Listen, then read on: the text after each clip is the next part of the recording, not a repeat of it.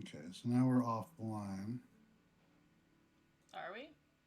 Now we're back online. Oh, that was a hiccup. Gotcha. Yeah. Okay.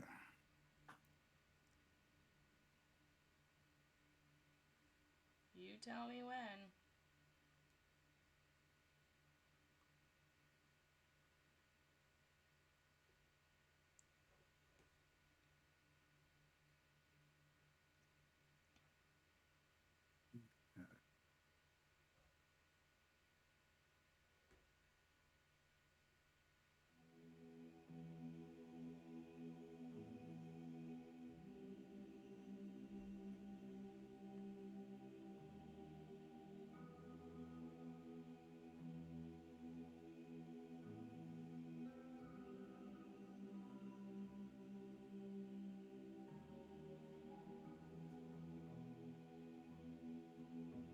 Matt, I can't hear you if you're talking. He's just muted No, I'm still. just talking to my room. Oh, okay. I was just saying. I know you're having some difficulties earlier. You got him. Yeah, we heard you being like, what the fuck? Yeah. That motherfucker. Goddamn dinosaurs. All right. So Ari, whenever you want to give us like a 5 second count, and just count us in. All right. We're just gonna freestyle this real hard. It's gonna be great. Sick. Yeah. 5, 4, 3, 2, 1. Howdy, folks, and welcome to Adventures in Alberon, or the home of Adventures in Alberon. Although we will not be playing a regular session this evening, we are joined by Ari, who at the very last second jumped in and is going to be playing part of this one-shot adventure with us. I'm just kind of glancing over to make sure that we show up, and I can see us, so that's great. That's a good first start. I don't know if you could hear us. If you can, please let us know in the chat. That would be super helpful. But traditionally, we usually run a 5th edition D&D game here that's been going on for right around 83, 84 sessions. Tonight, Tina, who normally actually runs the stream, and this is why everything looks different, but I'll get to that in a second, is away at a wedding. And so we are having this little one-shot adventure that is set in canon to our regular campaign. This adventure is beginning on the evening of the 11th of the Claws of Sunset, so a day before where you guys all are in Adventures in Alberon. Roughly 11 hours before, if it matters. It is Sunday evening, and we will be exploring a little bit of Dungannon and some of the surrounding places. But before we get into that, a couple of quick things. First, we have a website, alberonrpg.com. It has undergone a number of updates. There is a new section called Heinrich's Journal, which has a slightly more in-depth look at every session. That starts around session 81 or 82, and that's going to be coming out every week. It includes a picture, usually one of the maps or one of the miniatures that was painted for that session. So you can check that out on alberonrpg.com. There's also a graveyard for all of the characters who have passed away in this adventure. Matt possesses one of them, Gunter, and then, of course, Ari has Fizz, I believe, is the one that didn't make it. I think Nox is still alive. But alberonrpg.com, you can check all that out there. We also will be taking a short step away from the Adventures in Alberon main campaign for a 4-part miniature series featuring Drew from Dicey Encounters, who made for all of us dice that are custom for our characters. I have these Adventures in Alberon dice right here that he made for me, which are fantastic.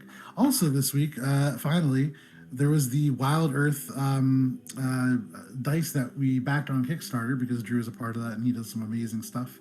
And we got all these great dice that came in the mail today. So it's not going to focus on that, of course, but There we go.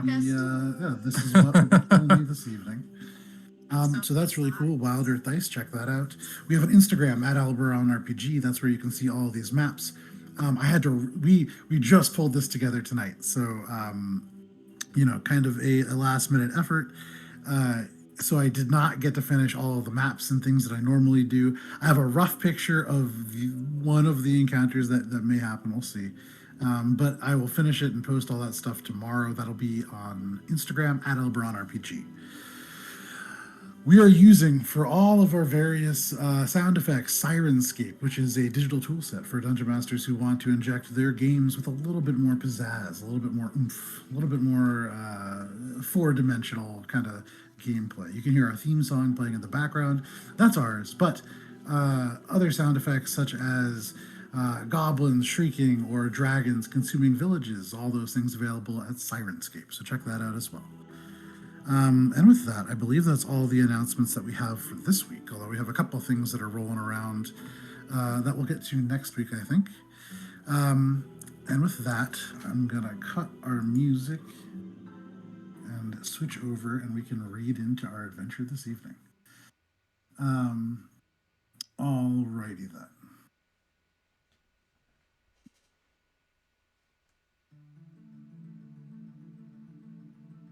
So Upper Dungannon gradually increases in elevation until it reaches its highest point in the iconic Castle Koch. I think Morwen actually talked a little bit about this at one point. But this castle has these three-tiered towers of stone and high-peaked keep set in the back. The entire structure seems to be clad in green polarized glass. The structure lay just across the Glimmer Bridge from where tonight's events are going to take place. The 6 in the evening rolls around, stars twinkle overhead in the inky blues of night. It's chilly, especially with the ocean breeze, but even so, you can see the glimmering glass set into the golden gates along the Glimmer Bridge sparkle as lanterns and torches are carried across, signs that Dungannon is far away from sleep yet. Here in the incredibly wealthy Picket Hill neighborhood, on the northernmost tip of the largest of the great mesas that Dungannon is built on top of, it is very quiet. You can see only about 4 houses here. The sort of mansions sprawl, and because of the large structures and the carefully placed trees, the sightlines are broken up quite effectively, so it's difficult to see beyond too many of these estates, but there are a number of them. Each doorway, beyond whatever gate separates the house from the main road, seems to have a doorman or guard of some sort, most in uniform, some holding lanterns patiently outside, some sit, many stand. The Danby grounds, which is the start of tonight's adventure, the beginnings of where we're going to kick off this trip to Monster Island, is 200 feet off of the northernmost cliffs of Dungannon, with breathtaking views of the Emerald Expanse beyond. And lower Dungannon, including the Lungs, which are the dock district that bring almost all of the food in Dungannon in, because there is no real agriculture in the immediate vicinity, is separated from the rest of Picket Hill by a tall set of beautifully woven together wrought iron bars that seem to form an almost metal peacock feather that end in spear tips at the top of the estate itself. Beyond this gate, you can see that the estate is crafted primarily of locally sourced limestone, this kind of white, but it's been smoothed and polished to form almost marble-like in an appearance. Beyond this fence, you can see with the structures kind of wrapping around it, this central colonnade that's been placed off the east. And then across from that, a large gray stone tower that rises almost 50 feet into the air. There are large creatures that roost here, but we'll get there in a moment. You can see the dark roofs of the structure are steep and pitched, with turrets that rise above the individual windows on the 4th and topmost floor of the main building. If I could have everybody roll a 20-sided dice, we will figure out how you guys arrive. A 17. 2. 5. Killing Matt? Nice. 15. Okay, so Miles, you're going to be arriving first, followed by Matt, followed by Ari, and followed by I at the very end, which is perfect. So, one by one, you will all be arriving to this place. We'll start with you, Miles, if you want. It's around 6 o'clock at night. Mm-hmm. You can see these stars shimmering overhead, the last bits of daylight, giving just enough for human eyes to see. Uh-huh. How do you arrive to the Danby grounds? I feel like if there were a cinematic intro, it would just be sort of panning along the coast, like from northwest to southeast, kind of. Right? Does that follow? Northwest. Doesn't to matter. south. Following like, the looking up on the side of the cliff that we're basically like walking along. Northwest and to just- southwest for sure. Yeah, okay. So then it would just be like a distant view, and you would see a long trail of like extra green verdance wherever the vegetation does exist, just like accidentally growing a little too strong. And it just looks like a wake, if you will, of green growing. And at the head of the wake is a tortle sort of wearing these shiny new looking bands on his arms with a giant staff of gnarled wood. And he's just kind of taking everything in, just like looking up at the stars and breathing, feeling pretty good about everything. And it sort of zooms in on him. And he's just kind of, it's nice up here. Nice. You can see in front of you this gate, beyond which a gentleman, a human, begins to approach you, seeing you. You can see he's standing there, one of the doormen. He starts for a second and begins to walk up. He has a strut in his step, and you can see the shirt, even the leather armor, just a little too tight. But you can see in the way that he walks, his shoulders kind of swinging with each step, probably on purpose. But through the gate, you can see he kind of holds on. There's a few people also. He looks behind you, and you can see this long trail where along this sort of stone retaining wall that separates some of these estates, there was bits of ivy kind of growing down. There are now blooms, and the ivy itself snakes along these sort of lines between the stones that are set to form a sidewalk, and it just stretches out. There are a few people who are kind of complaining about it in your wake, but by and large, it is a very pretty looking thing. Yeah. But he kind of looks around, he whistles and turns to you. You can see in the dark, he does actually have a little bit of an eye patch, like a little black piece of cloth, not like a proper leather one. But he gestures, kind of points to you with his too tight shirt and says, "How are you now? You got an appointment or?" Yeah. I was told to come here. Told to come to the Danby grounds? By who? Who tell you to man. come here? Oh man, hold on. And I just like start scratching my bald. Question. Well, yeah, you just told me to come here. God, what was the guy's name? Shit, I have it here. Hold on. Actually, I never got his name. Or did you send me his name? Because it's not in the email. I don't believe you got his name. No, I think I wouldn't have was- cared either. I wouldn't have cared. I would have been like, thanks, dude. That sounds like fun. So I'll describe him. I'll describe the gentleman to So this you guy. describe Like, this- he looks like this. Is this tall? Got the thing. Yeah, like about 5'4", kind of sandy blonde hair, cut Right. unevenly on the front. Looks like he probably did it himself. You Right. could see a look of recognition cross his faces, and he looks up at you. Oh, Tita sent you. Come on, you know what? Come on in. And he opens up this. Yeah, potato. gate. You can see. Yeah. No, not potato. It was Tito.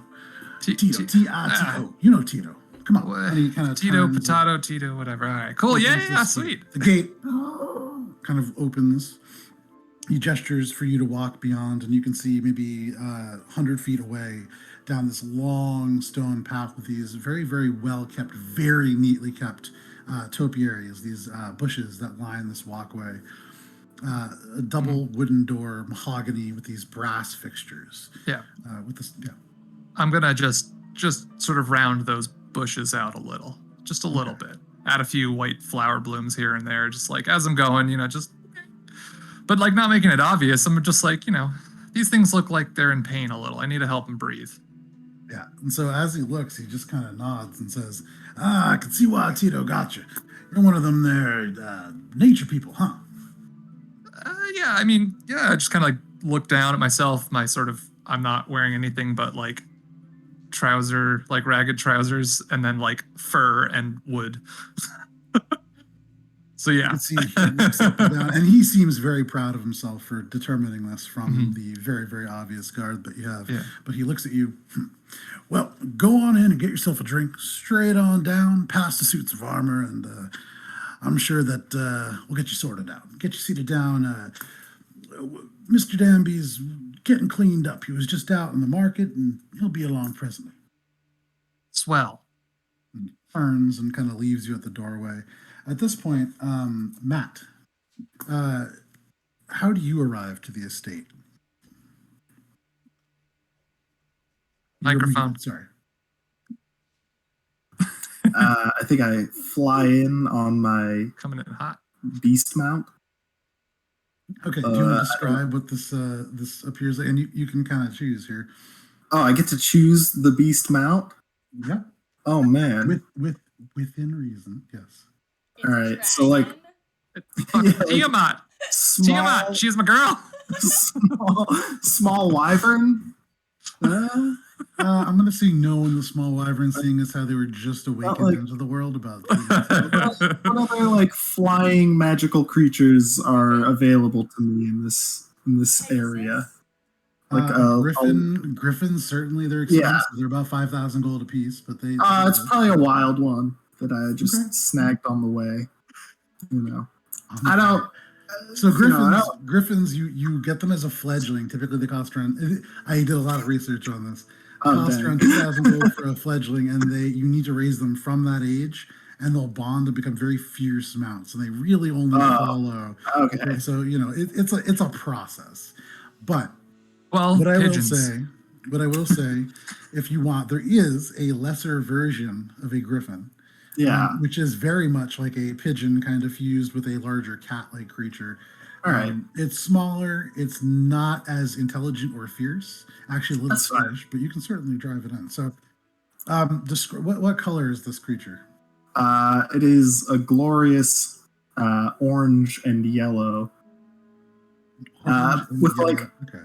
But like mostly like pigeon, but the spots on the pigeon that would be like a weird grease and green color in real life are like greasy orange and yellow colors. Okay. Like if you look at the right way, it's kind of like a rainbow. This gentleman kind of looks up, even in the very, very faint bits of light coming from the sky here. There's a shadow that passes over his face, and as he looks up, he sees an unfamiliar sight here. They're not terribly common in this part of the world, but a pidigar, this pigeon cat-like amalgamation, slightly smaller. Just made that up, but you coast in. I poke my Instead head of up a the door. Is that a majestic- pidigar? Whoa! You've probably seen them before. Yeah, kind of I a little bit fucking more have. from that part of the but you see all of a sudden this creature, and instead of like a griffin, which you would see majestically kind of landing, this thing tumbles in a little bit. It's like hopping, the belly hits, and it pitches forwards. And in fact, actually, Matt, if you can go ahead and make a dexterity saving throw for me. Oh, For your can I? poor choice of animal. And Miles, your Brun. Brun, yeah. Brun. It's like soft U, so Brun. Brun. That's a I'm going to be 29. correcting everyone. Don't worry about it. natural 20 for a 29. Natural 20 as this pigeon or as this pidgegar just Starting off strong, it can only Kind of go down. falls in, feathers go everywhere, dust kicks up. Pull that out! You pull on this reins, and the little cat-like legs dig into the ground, pulling up lots of this grass. Brun, I'm gonna mess this up so many times. Until I Brun. get it right. Brun.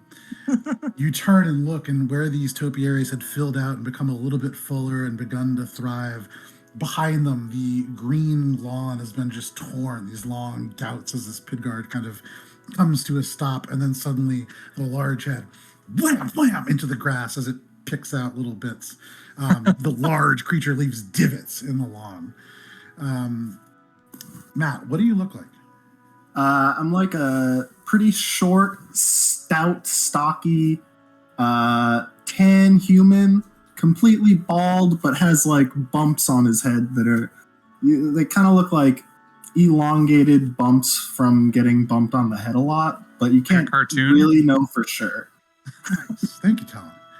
So you can see, a little bit uneven, even in Kind of like the dark. if Mr. Clean got smushed down by like repeated hits to the head.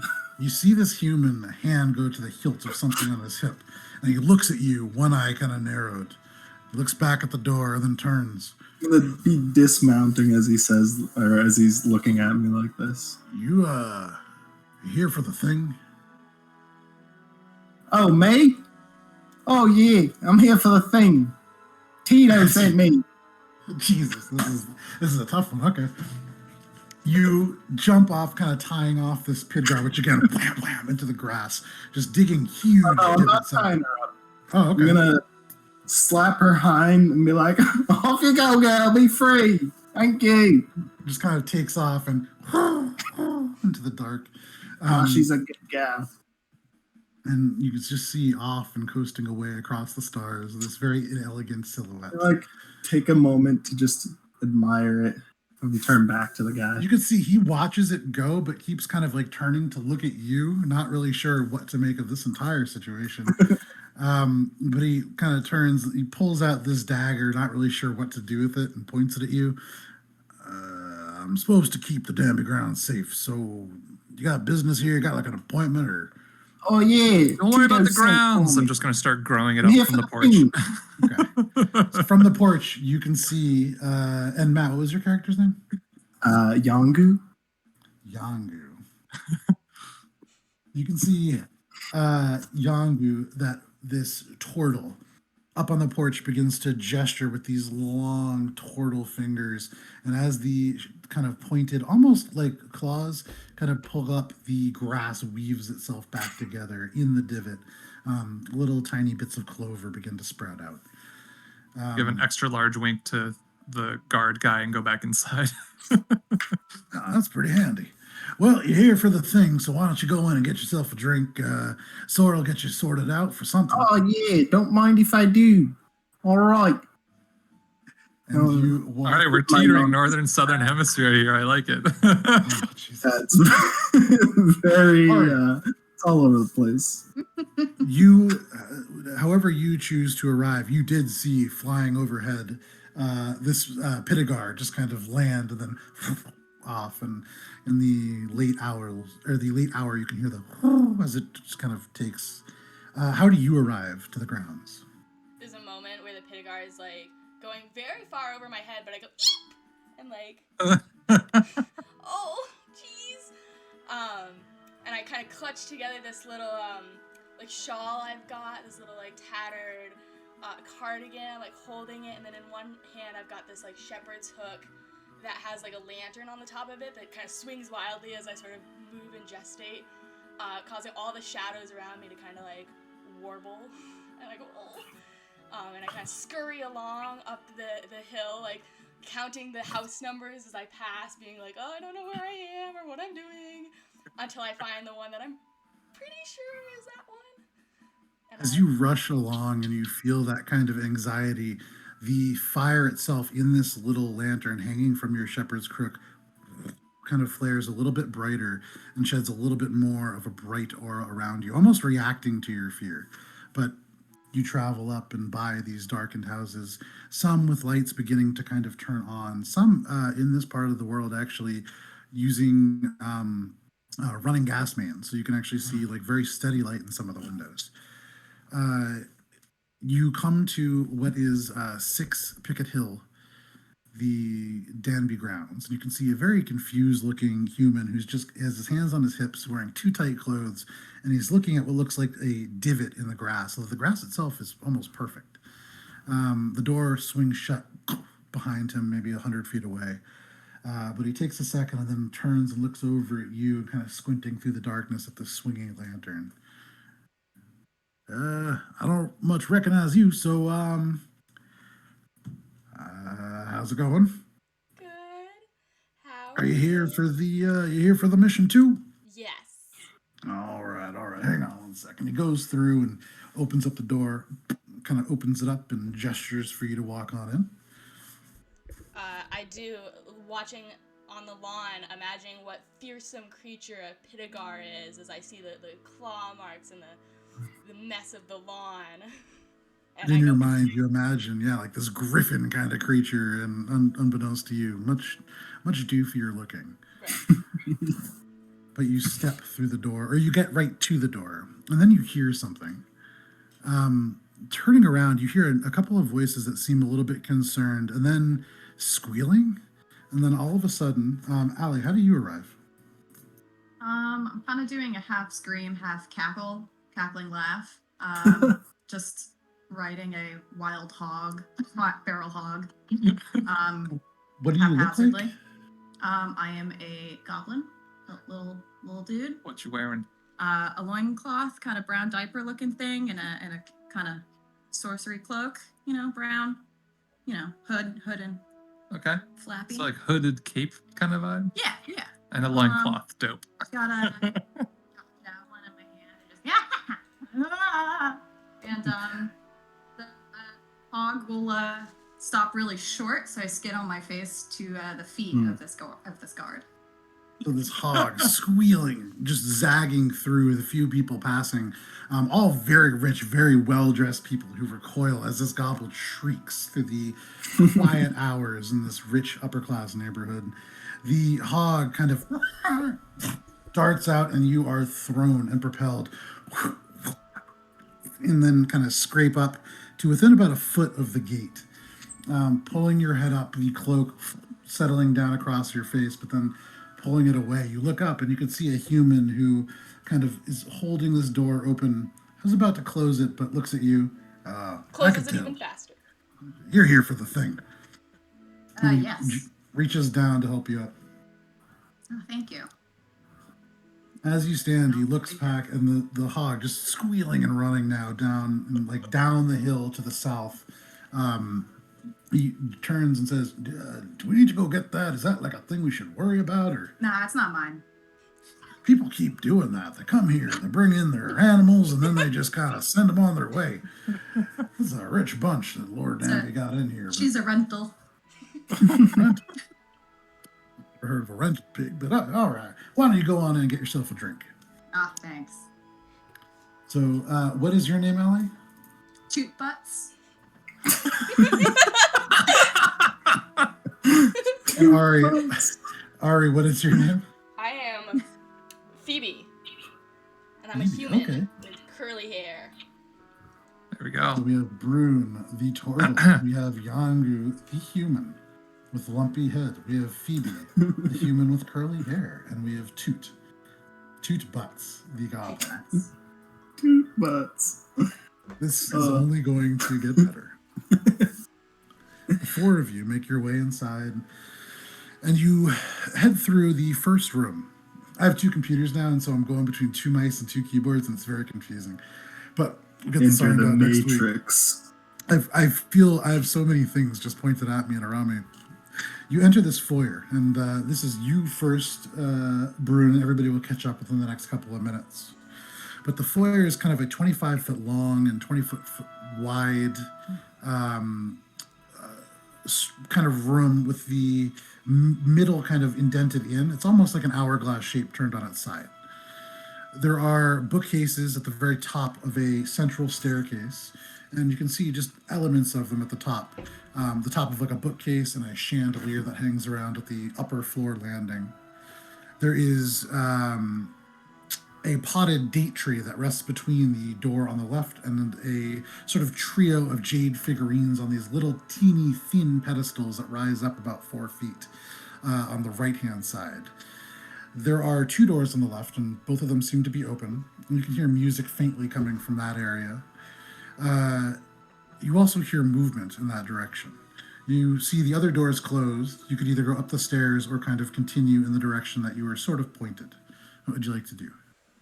How healthy is that fig tree looking? I'm a little concerned. Make a nature check. All right. How is... Oops. Sorry. Glare. Not using my normal dice. How's a 22? You get real close to this little fig tree. Like a finger in the soil. Okay, so the soil itself is pretty moist. You would imagine probably frequently attended to. Okay. All right. The only issue is this Taken thing in care terms of. of its pruning. It's been very, very mindfully kept small. And so, not the healthiest thing, and you sense on some deeper connection with the sort of plant life in the desert that there is some suffering to this plant. Yeah, I lay my hand on it. It's like, Oh, all right, dude. Okay, dude. Nice to meet you. Shoot. Here, let me just help you out here, and I'm just gonna Well, I don't want to actually spend a spell slot. Maybe I do. Why not? One shot. It's a one shot, yeah. All right. No, I don't want to ruin it too much because I don't want to like explode the pot with plant growth. So I think I'll just do my best of passive nature abilities. Let's just for flavor's sake, just kind of like help its figs grow a little more, leaves grow a little taller, and just like fit their roots better into the soil, kind of enrich the soil a little. With your connection to nature and the 22, you can kind of attend to this plant in a way to alleviate some of the strain that's been placed on keeping the roots so pot bound for so long. Right. You very subtly allow for it to kind of crack through the bottom and grow through the actual stone on the floor. Exactly. Sneaky. I'll teach it how to be a rogue plant. There you go, yeah. And you see it just straighten up just a little bit. All right. Through There you these go, two bud. doors. Little tap on the side of the branch or whatever, and then I'll just turn towards the music doors. Sure. And you turn to those music doors. You can see through them there's a parlor. It features 7 sort of lofty leather chairs. There's a trio of ottomans that sort of match that leather and dark wood sort of setup, and they're scattered throughout. The whole area is sort of lit by a fireplace that crackles. The whole thing has this kind of cigar lounge look and smell to it. You can see that there are a number of these jade figurines on this like little coffee table between them. All animals, and there's a glass vase with a fresh orange lily that's been placed in there fairly recently. It's cut. It is a dead, well, I mean, not dead yet. It's dying. Too much plant descriptions. We're never gonna get out of this place. Everyone. Just imagine any plant that I see, I'm just like, a little bit. Okay, you just a little bit. We don't have to actually roleplay every fucking plant in this house. Through this parlor, there is a hallway that leads to a little bit of like an open air situation, and you can see there's a trellis also covered in plants. But we'll get to that. That's where I'm going. I'm going to walk as you right head through that this room direction- and just like, nice, okay, cool, whatever, and then just right outside. So you get right to that doorway, and all of a sudden you can hear a voice from just to your left in this little inset part of the room, almost hidden by the fireplace. It's about 15 feet long, 5 feet deep, and set into the wall itself, but it's a whole bar. You can see there, give me just 1 second, above is suspended a massive skeleton that runs the entire 15 feet long. It seems to be a creature of some kind, maybe reptilian. You can make a nature check if you would like to try to figure out what it is. That I would just given my origin where I'm from. Yeah, no, So absolutely. like, is that a, you said nature? Yeah. Is that a 19? And as you look at this 19, unclear exactly what it is, but you've seen in the desert not these creatures, but relatives. This appears to be actual dinosaur bones. A smaller creature in terms of dinosaur, but What's that doing over here? beneath those, there are 3 stainless steel-looking shelves that are beset with various bottles of liquor. And then in front of those, there is an elf, tall. She's about 6'4", maybe a half elf, kind of hard to tell. You can see the hair is silk fine, and it kind of spills out and down the pale skin of her shoulders that emerges from these negative spaces on otherwise long-sleeved robe. The bar is mahogany, very, very solid looking, very old looking. You can see it's seen use. This is not just a display piece. The steel shelves in these bottles are all in these stylized fluted glass bottles that kind of set out a little bit more light from the fireplace opposite. So there are these like shimmering little motes of light that splash across the mahogany. But she looks at you, kind of watching your eyes go to the plants first and the bar second. You can see the gold ink seems to be dyed into this this black robe. Toots, you, what languages do you speak? Goblin, and primordial. Okay. And for what this is worth, Yangu, you're walking in at right about this time. But this elf looks up at you, to this tortle that she sees admiring the plants, and kind of raises an eyebrow. Well, I'm glad you have an eye for the scenery, but can I get you a drink? Mr. Danby will be along shortly. Sure. You have water, I assume, right? Most people drink water, so yes, of course. That's what it is. He turns and takes one of these fluted bottles that seems to have some kind of a liquor in it and pours. And as it does, you can see one hand move and the liquor changes color within these, or as it moves from the neck, and it transitions to a red and then a yellow and a blue and kind of hits the glass and becomes clear again.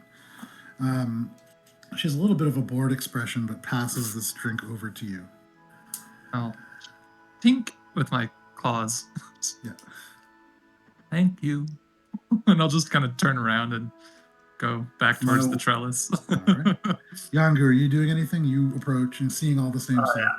I'm walking and I'm like, good after. What time is it actually? It is Evening. right around 6 Does that o'clock in the determine your afternoon. accent? Oh, just Yes. Good afternoon. Good afternoon, ma'am. I walk up to the Nice bar. evening accent. No, she, so you walk up to the bar. She smiles politely to you and nods. Can I get you a drink? Mr. Danby will be with you in just a bit. Yeah. Let me get a house special and a Foster's. What's a Forrester's? A Foster's. Make a persuasion check. This is to persuade me, not her. Forrester's. I like it. It's clever.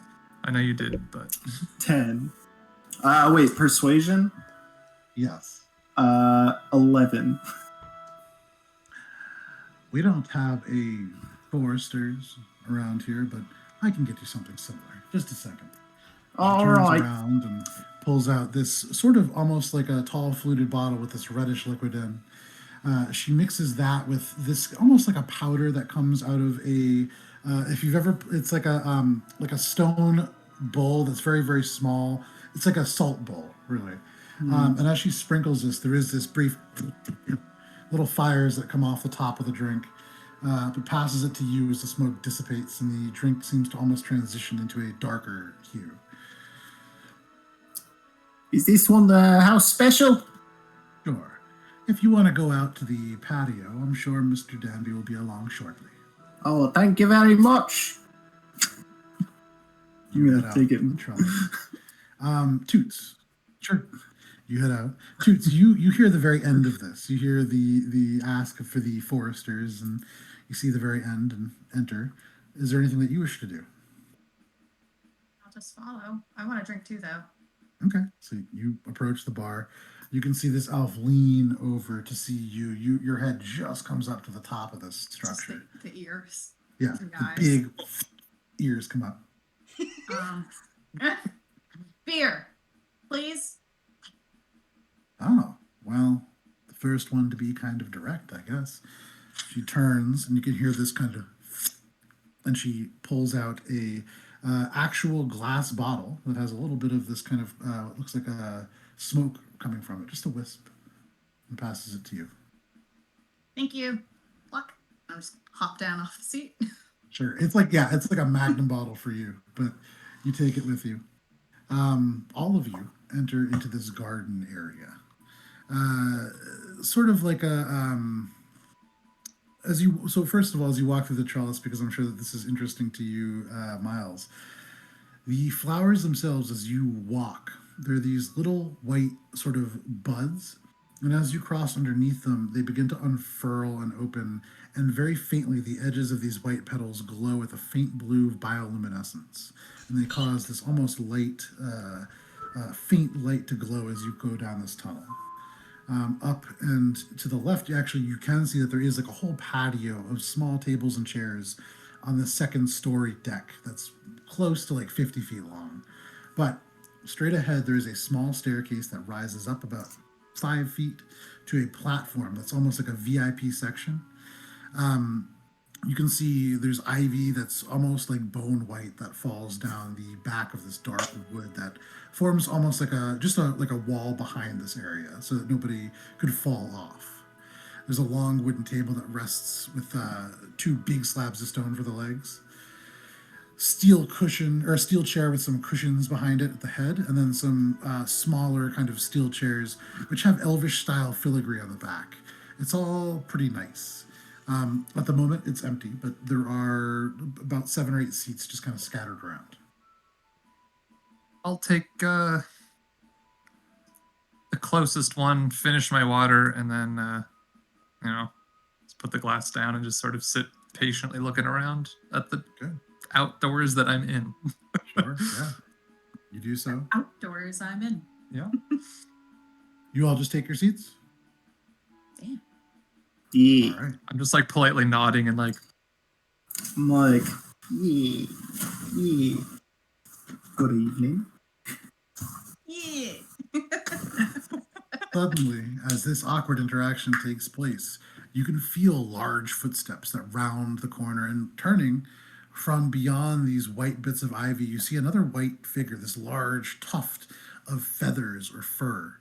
And as it clears the wall, you can see there is a 8-foot tall, massive bear-like creature that lumbers out.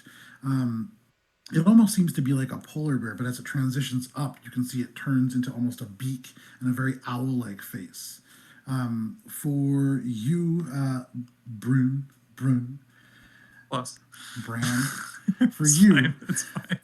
for you, Tortle, this is a owl bear, an Arctic variant of an owl bear. Huh. Oh, yeah. But it I kind of know an owl bear. I've seen through, them. and you hear with every step a little ting ting ting ting ting, as a like cat bell or a cat collar sized bell rings from this massive creature's neck. It seems fairly docile, and it is following a human who is wearing this like navy blue, almost styled to be like a military style jacket, but made out of like a velvet. You can see there are these kind of puffy sleeves, very tight fitting pants. You can see coiffed hair, a little dewy looking, and you would imagine probably just a little bit of maybe like eyeshadow or something. But steps out refreshed, looks at all of you. You're the people that I sent for. This is amazing. Thank you so much for coming. I'm Lord Danby. I just had to get freshened up because I was out in the market and had to touch people. You know how it is. Oh, you must be Tito. Aye. He steps up. I'm not actually Tito. I'm Winston Danby. My dad was the head of the Danby family before he died. I know, kind of a bummer, but I'm in charge now, which is great. Oh. And I've invited you all here to help me out with something. So hang on one sec. You all have drinks? Great. Let me take a seat. Sit. And you can see this large owlbear and just sits. Oh, it's a beautiful polar owl bear you got there. Well, it's an Arctic owl bear, actually. It was given to us by the Principality of Danby, or of Darby, sorry. One of the friends of the family, but you know plenty of royal people too, I'm sure. But we'll get to I'm that in a sure. second. Oh, yeah. All right, so splendid. Sorry to keep all of you waiting. Let's get right down to our plan. That's what you guys all like to say, right? Let's get down to brass tacks. That's an adventurer thing, right? We're all just like normal people here. Yeah, it's... I'm looking around like, Yeah. He sits down and kind of pulls his chair up to the table. All right, then. All right. As you know, I paid each of you a deposit, which I certainly hope you've used to outfit yourself for this adventure, with an additional sum upon retrieval of this family heirloom. Danby unrolls the scroll and sets it onto the table, and you can see this drawing. It's it looks like a rod of some kind. It's like a sketched out drawing. Beautiful kind of negative spaces have been formed, and you can see indications of various gemstones at the core, almost like dozens and dozens and dozens of small gemstones filling up this negative space in a rod that otherwise they should fall out, but they seem to be suspended somehow. He gestures to this and kind of says, "This scepter was gifted to my great-grandfather from the King of Emeralds. It's a gesture of diplomacy when we attempted to settle on Monster Island," which was not named Monster Island back then, obviously. But as best we can tell, it was last located at the ruins of a watchtower. Well, probably the ruins of a watchtower. There's been a lot of volcanic activity on the island, and so we're not really sure exactly what kind of state this thing will be in. But I'm sure you guys will be able to figure it out. Anyways, he's going to stand up at this point. He takes another piece of paper and unrolls it and slaps it down. He takes 2 pieces of platinum out and just sets them down to hold this map open. And you can see in front of you this map of Monster Island, the very same one that you would have seen at the very beginning of the stream. And I believe, actually, I do have... I'll post a picture of it later, but you see the picture of Monster Island stretching out in front of you. He slaps down his finger and points right in the middle of this forest where you can see an indication of a clearing. Voila! Monster Island. Now, it's been named that because, there's monsters there, but previous to it being named that, it was just a regular island, and we were going to settle there and call the settlement New Danby, which is our family name, which is pretty cool.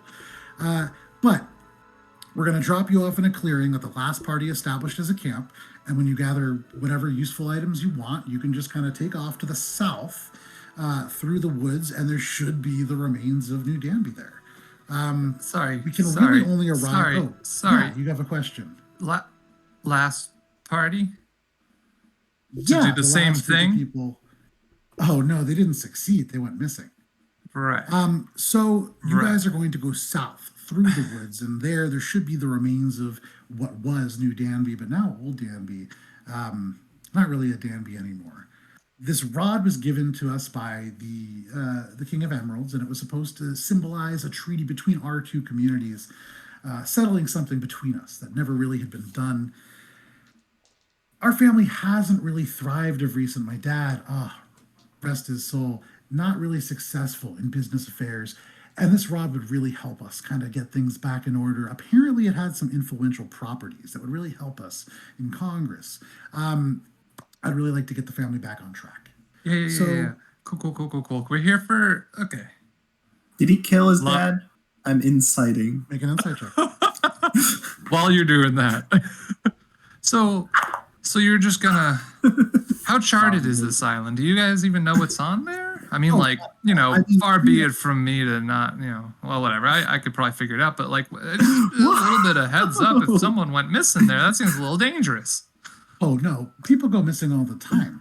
But in the world, sure. Certain places, definitely. This seems like one of those certain places. Yeah, I meant specifically Monster Island. Like, people go missing all the time. It's like the champion of people going missing. It's pretty great. What I would say is it's probably the monsters. They probably got eaten. But, Okay. They could just be taking an extended vacation. They might just be taking their time. Who knows? If you do find them, of course, bring them back. They'll still get paid, of course. Maybe I'll even throw something in extra. They've been there for some time. Some of them for almost a year. So that would be pretty incredible. I'm checking everyone else's faces throughout this whole thing to think, are you guys also Insight was what? It was a 9 plus 12, 21. 21. 9 plus 12. That's plus great. 12? What? I thought it was shitty, and then I was like, oh, wait, I have a plus 12 insight. Yeah, I've got a good read on people. So he doesn't seem, in kind of taking a read, you don't get any sense that he has any malicious feelings towards his father. Oh, yeah. He seems to be looking around. You look at this beautiful room that you're in, or this beautiful kind of like patio that you're on. There's bioluminescent ivy in the walkway in, and you can look around and see these plants that you've never seen anywhere else, all imported. There is furniture. This is like a lavish place where parties are thrown. This guy just seems kind of spoiled. And the callousness that you're kind of hearing probably coming from somebody who's just never really had to work for anything and doesn't really understand the full implications of what death is like. A bit of a prat. Anyways, so, probably the monsters, but you can probably find things that they took with them to use, kind of as if you've all been outfitted by our house. They've all had various items, and I'm sure they will come in use if you can find them. Anyways, to the south, you should be able to find the ruins. We can only really depart or arrive at night. And so we are going to come back at the very end of the evening. That gives you, it's about 3 hours there, give you about 6 to 7 hours of time to find this rod. We'll come back, we'll pick you up in the clearing. If you're not there by the time we have to leave, we'll just come back the next night. Oh, yeah. Okay. Sure. So, any I got nothing questions? better to do. Yeah, where'd That's you great. find That's a lot of these money. other guys? I felt a little special, but not to be mean at all. I'm not trying to. I'm just like, what? How do you seem kind of rude? how do you pick and choose? It seems kind of the eclectic bunch here. Yeah, Well, we're all special. when I was just a little kid, my babysitter's tutor once told me that everybody's special, and I think that that's probably true. Yeah, these are wise words. Yeah. I think The everybody. tutor was a good person. Absolutely. Brandon, Yeah. it was, right? You're absolutely special, and we're glad to have you on board. You're like one of the best knights ever, or something like that, right? I see the Oh, no shells, so kidding, man. probably awesome at fighting. Oh, yeah. You're a fighter, huh? What? I'm going to be Well- putting up the dukes with the turtle. Just like play like, you know? Are we okay? All right. Yeah. We're just gonna take Sure. it. Sure. Yeah, All this right. one's a fighter. If we're gonna Yordle, I get love the going, energy, but we got to calm down here a little bit. We do need to get moving, and so Right. Yordle. we're gonna head out now. Which I'm one gonna of you is change real Yordle? quick. That was your name, I thought. Name's Yangu. Yangu. Yangu. Yes, Yeah, get it right. Yangu. You can see he pulls out a piece of parchment. Yeah, Yangu. He closes it. Yeah. So we're gonna get moving. If anybody gets nauseous or easily motion sick, I think now is probably the time to just drink a little water and maybe put your head between your knees. Has anybody not flown by Griffin before? Oh, I just flew down with one quite similar on the way in. I could have just... No. Fantastic. We have an expert right here. We're all Yeah, set. I don't I'll- mean to I'll brag hunt or a couple anything, of though. people. It's fine. And for those of you who haven't, it's kind of like... Oh, it's like wonderful. riding a It's like horse. Once you you're learn. flying through the air. You got the wind on your back. And it's a beautiful experience. You're going to love it. Yeah, no, it's like, sailing around on a yacht or something like that. It's an experience that everybody enjoys. So if you aren't terribly comfortable or familiar, the flight master, Ulsk, is really, really good. She's going to make sure that you're all really comfortable. We'll get there in one piece. We'll get the staff, and we'll come right back. It'll be great. I'm going to go change because I swallow bugs a lot, and I just need to put something over my mouth. I would recommend doing the same. And I'll meet you out in the colonnade. Have a great time, guys. We'll see you there. And he stands up and finishes his drink, sets the cup down, walks down the stairs. Does anybody have anything to say before he departs? A bit of a stuffy one, eh? You know what you I'm say that talking about. before he departs. As he's walking away, and I look over at the goblin, and I say in goblin, oh, you know what I'm talking about, eh? Yeah. I say in common. I'll look over at Phoebe and be like,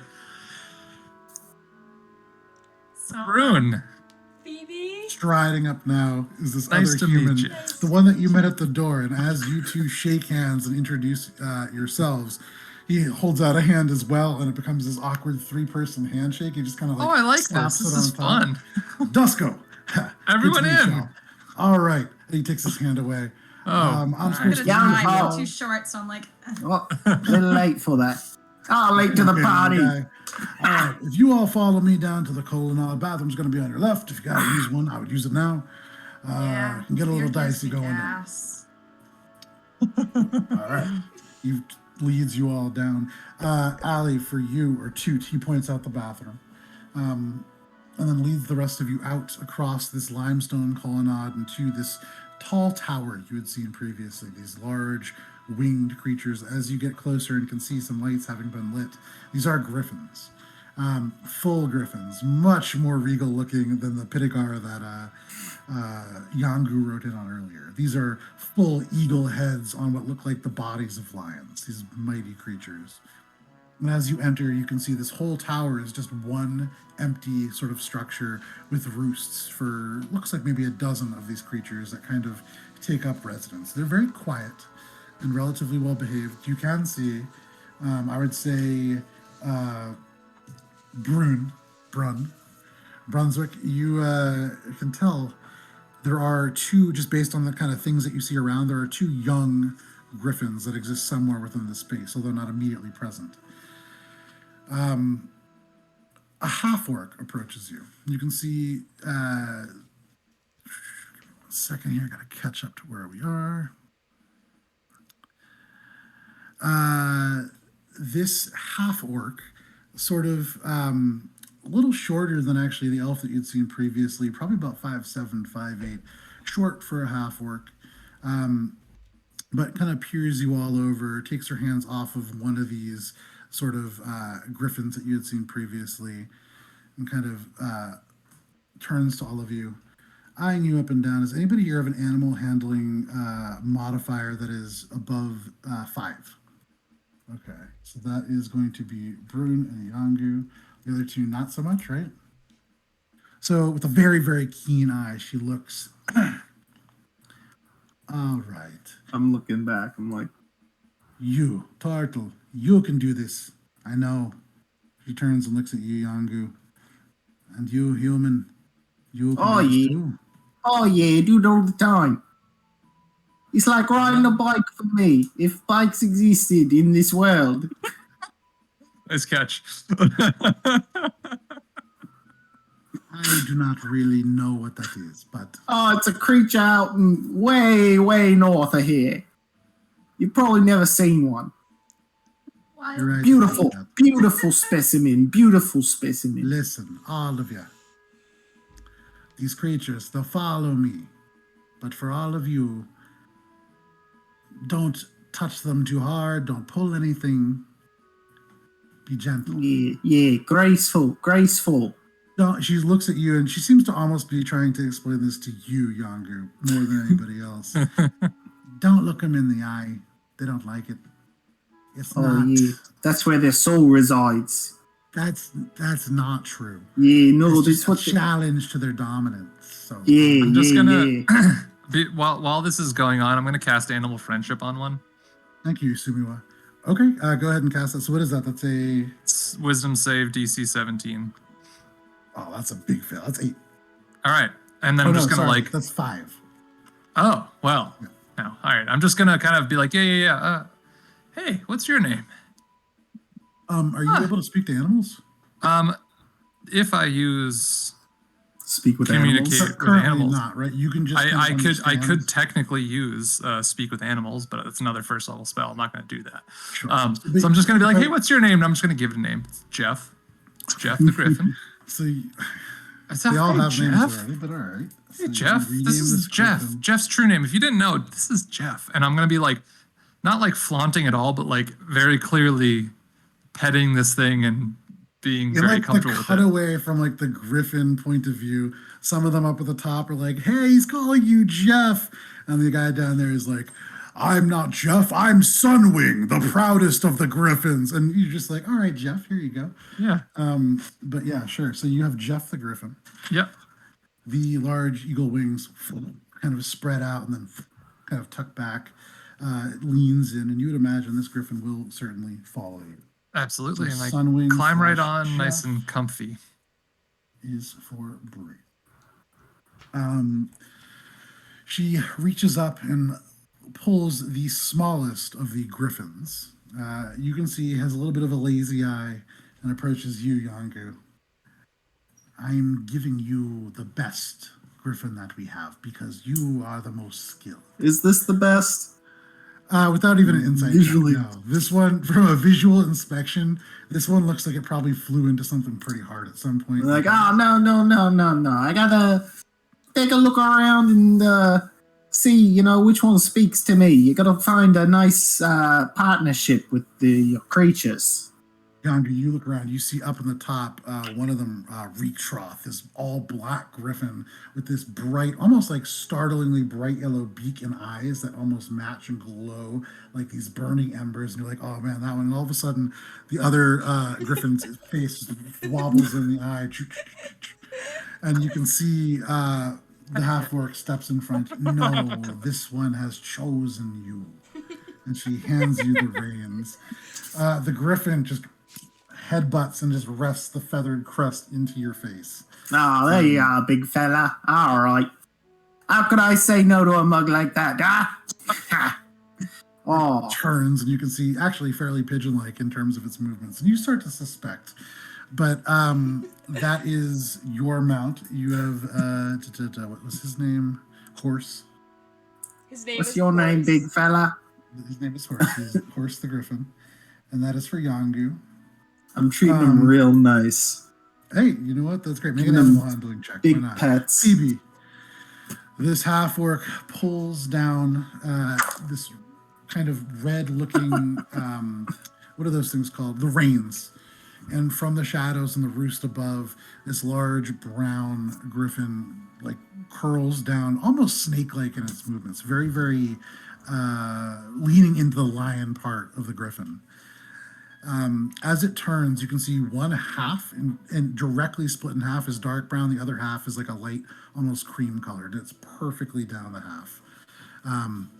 But the orc says, "This is Shifter. Shifter. This will be your mount." After reading it in a book once, I don't make eye contact because the woman told me not to, but I do like the hippogriff bow from Harry Potter, like to the thing, and I let it be the dominant one, and I'm just like, okay, please don't eat me. Please don't eat me. Make an animal handling check. Oh. I'm so beautiful. Natural 20. You bow down, not making any eye contact. The little lantern on your staff kind of moves, and in that, the shadows make your form seem even smaller, and you seem diminutive, and the griffin looks up at you, the proud form kind of gesturing down, and then it bows ahead, and using the top of its beak, it kind of nudges your chin to make you look up a little bit more, but seems to have accepted you. And this is Shifter for Pheobe. At this point, Yangu, it's worth noting, horse is sat, and you're having some trouble getting him to sit back or to stand again. Oh. How's Brun. Jeff doing? Oh, sorry, Jeff is fine. Jeff is like is I'm just like okay. chinning him a little bit. Yeah, I'm trying to get him back up. I'm like, come on, mate. We gotta get going. A griffin's favorite meal is a horse, but the second favorite is a goblin, so putting you on one alone, not the best idea. You can ride with me or ride with one of your friends. Your choice. I'm gonna say in Goblin, oh, you got a spot on here with me, mate. I'm gonna look at. Wait, what's the guy? What's his name? Did he introduce himself? Dusko. Who is he? Which one? The one, the The Half orc. orc lady? Oh, yeah. Her name is you didn't get it, but it's Ulinda Usk is her name. I'll just. Usk, they said. I'll ride with you. All right. Come on, all of you. And she turns, she pulls her griffin with her and leads you one by one out where you can actually see Winston Danby waiting for you. He's changed entirely yet again. Is now wearing what look like almost like equestrian clothing, but a little darker and a little bit thicker. He has these aviator goggles that he's now securing down in this kind of almost like flight helmet that has straps on around his chin. And pulls a little scarf up, and it's a very, very fine silk scarf to cover his mouth. And just kind of gives you all the thumbs up. Yeah, looking good, mate. Also, I'm gonna suggest too that I sit behind the orc lady. Just be like, flying gives me gas. I appreciate the upfrontedness. I'll put you behind. She gets on and kind of pulls, turns around. It's like getting Yoda, just kind of pulls you up and plops you on the back. Toots, you are now in the back of this griffin. Do the rest of you mount your griffin? Yeah, I'm mounting up. I look for so extra you- buckles. Yeah. I'm like, come on, boys, it's time to go. Let's go, mate. Oh, I've already been on. I've just been like comfortably sort of hanging out with Jeff on the back of his neck the whole time. Yeah, or you're a wherever good you big comfortably fella. sit on a griffin. You just sit on the so neck. I don't know wherever it is. I would know where to sit. I'm just like, where are the wings? Are the There's a wings? turtle just sitting Are on the wings back. here? Back on the shoulder blades, so you sit kind of on the lower, on the Okay, so then I'll sit behind. Yeah, I mean, if it's shoulder blades or if it's like midsection. Yeah, It's like, oh, Yeah, you sit. Yeah, And hanging you on. feel the Flying griffin's up. powerful body underneath shift and adjust, and it almost slides you into place. Like it's done this before. This is a pretty common occurrence. But all of you, one by one, are able to mount. I do need Yangu for you to make an animal handling check for this. Oh, you got it. As all of you mount your griffin, you look over, and Yangu's griffin is still sitting. How's a 31 for you? 31. Yeah. Getting real close. You look at Yangu and you're like, look. Or sorry, Yangu, you take That horse. And you're like, look. And you have to kind of like All right, shake big Horse's fella. head a little bit to All get the right, eye to focus get your head in. in the game, mate. We gotta go. We got big things. You want to go out and see the sky, don't you? Look at that.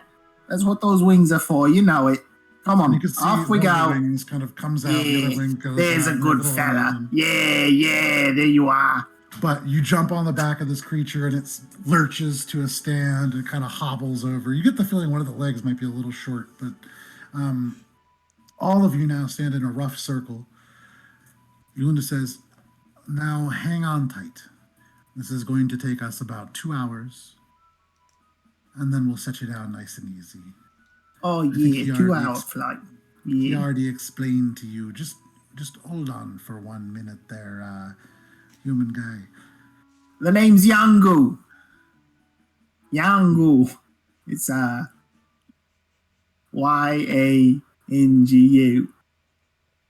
You can see. Oh, never mind. That's not going to happen. She turns to all of you after looking annoyed for just a moment. This will take us about 2 hours, and then we will arrive, drop you off, and return in 6. If you need anything, now is the last chance you'll get. Otherwise, are we all ready? Yeah. Let's do this. Yeah, the sooner the better, I think.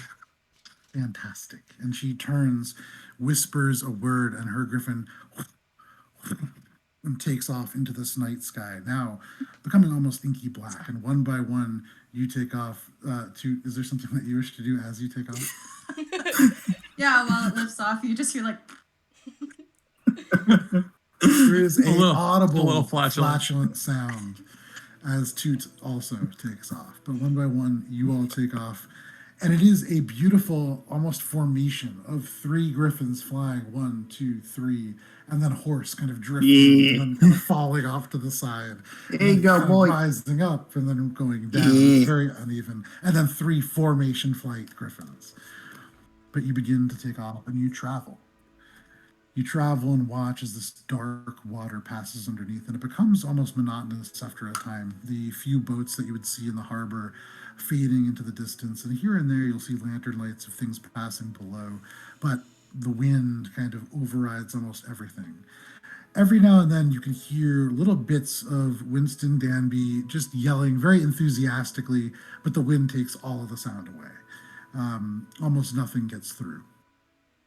I will note, as you are flying, you will notice on these griffins, there isn't so much a saddle as there are straps to attach this, the reins to. But also on the back of it, where there would normally be something to kind of hitch, there are what look like shoulder straps, weirdly. Is anybody putting them on? Yes. Oh yeah. Put on the shoulder straps. You got to do that. Okay. I mean, Is there, sure. like a separate set for me. Oh, no. Okay. We'll You get get to like this. a little, like one of those front held backpacks, but on the back. I'm in a backpack, like a baby. We'll get to that in a second. Like a little I mean, baby. sure, if it's a long flight, I'm not going to just, yeah, of course. Yeah, Everybody 2 puts hours. everybody I'll puts try these to on? like fit it on over my shell as best as possible.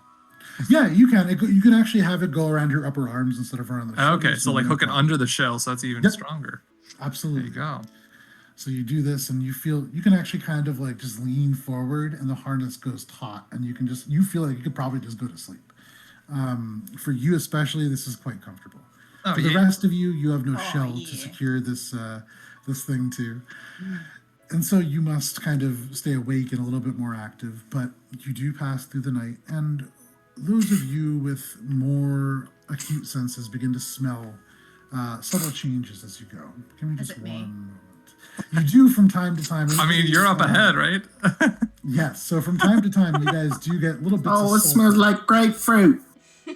Grapefruit.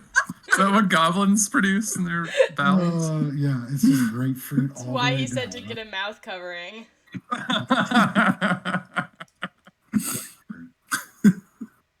To begin. Okay, just 1 second here. One of the things that was tough is we had to kind of do a lot of stuff last minute, so my music is a little out of order. But this will work for Courtesy of Sirenscape. courtesy of Sirenscape. So, the wind howling by, you come to a point where the sulfur of Toots mixes into another sulfurous smell. It's great, Toot. The name just fits so well with this. The sulfur smell of your goblin sorcerer also mixing with the the sulfurous smell of something volcanic. And for those of you with dark vision, as you progress through the night, you see a section, a column of the sky that is just dark, and you recognize there is smoke.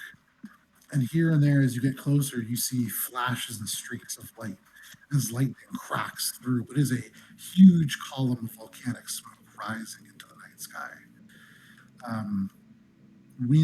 Warm wind begins to push away from it. And as you get closer, the wind begins to get a little bit more intense.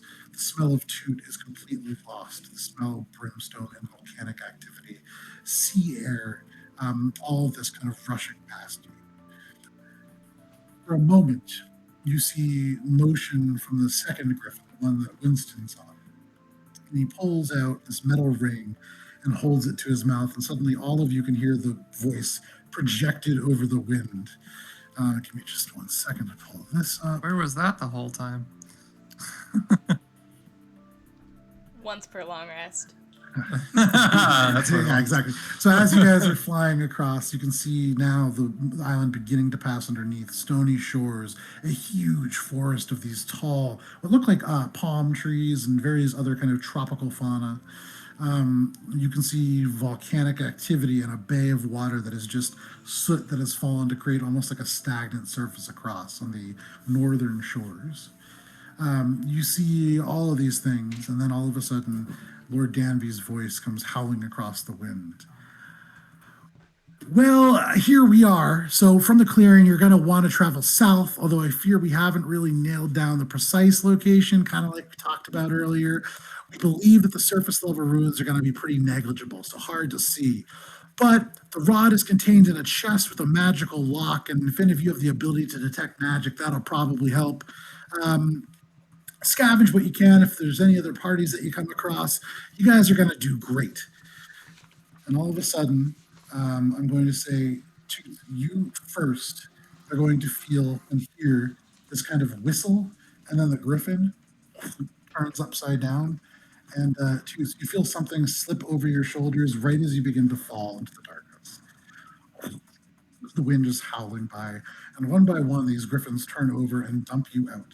For all of you wearing these shoulder straps, you hear a tink as this little fishing line snaps, and you fall with this very small backpack-like object on. Can I have everybody roll a d20, please? Can I cast Featherfall as well? You absolutely can. Thanks. I got an 11. Okay. I got a 19. I got a 14.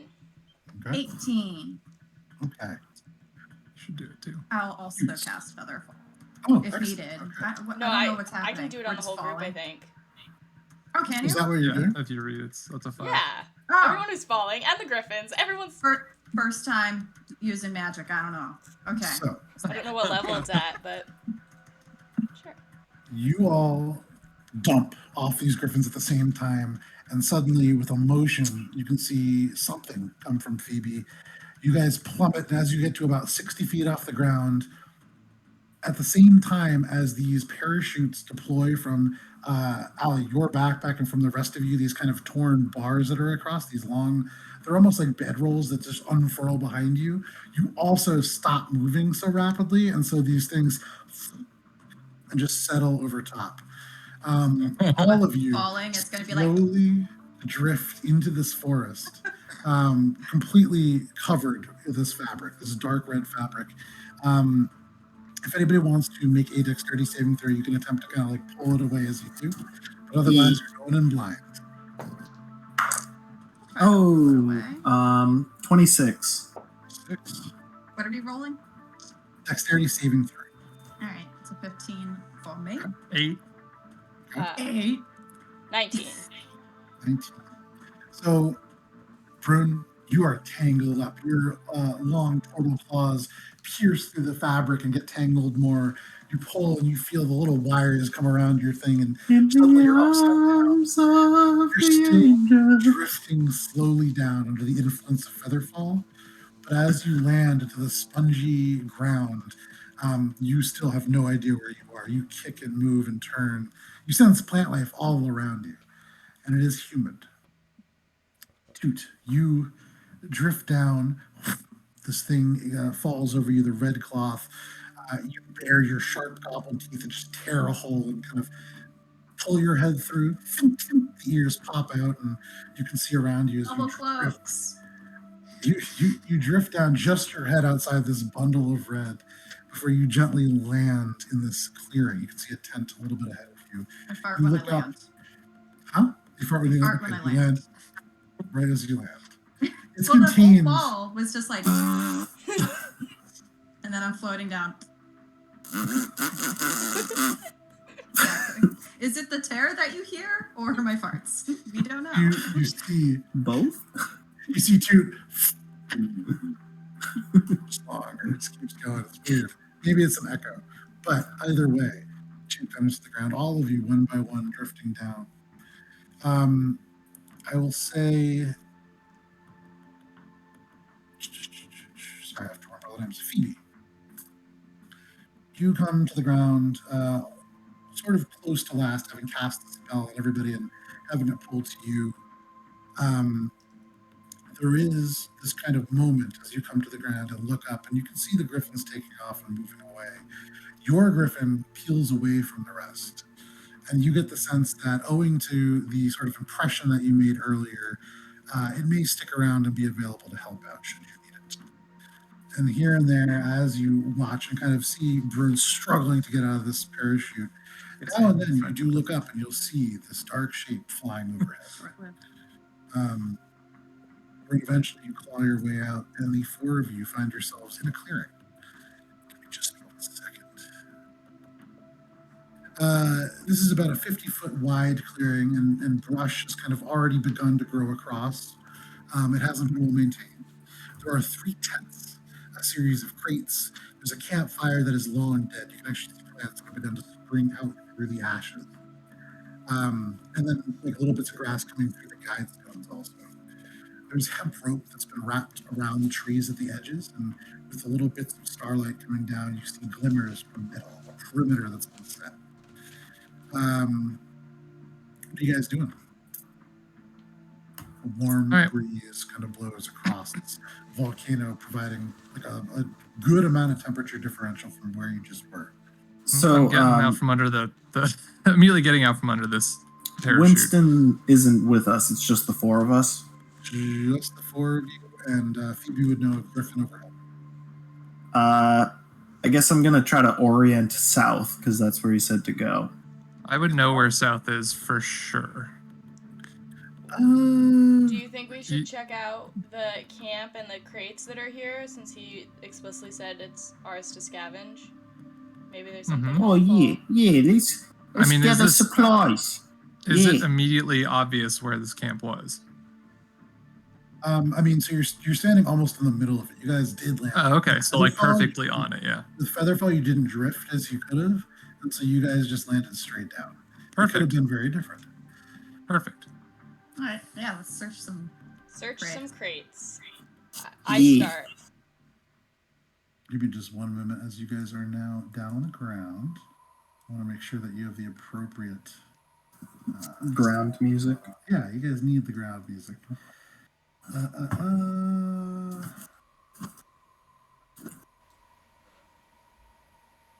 Okay.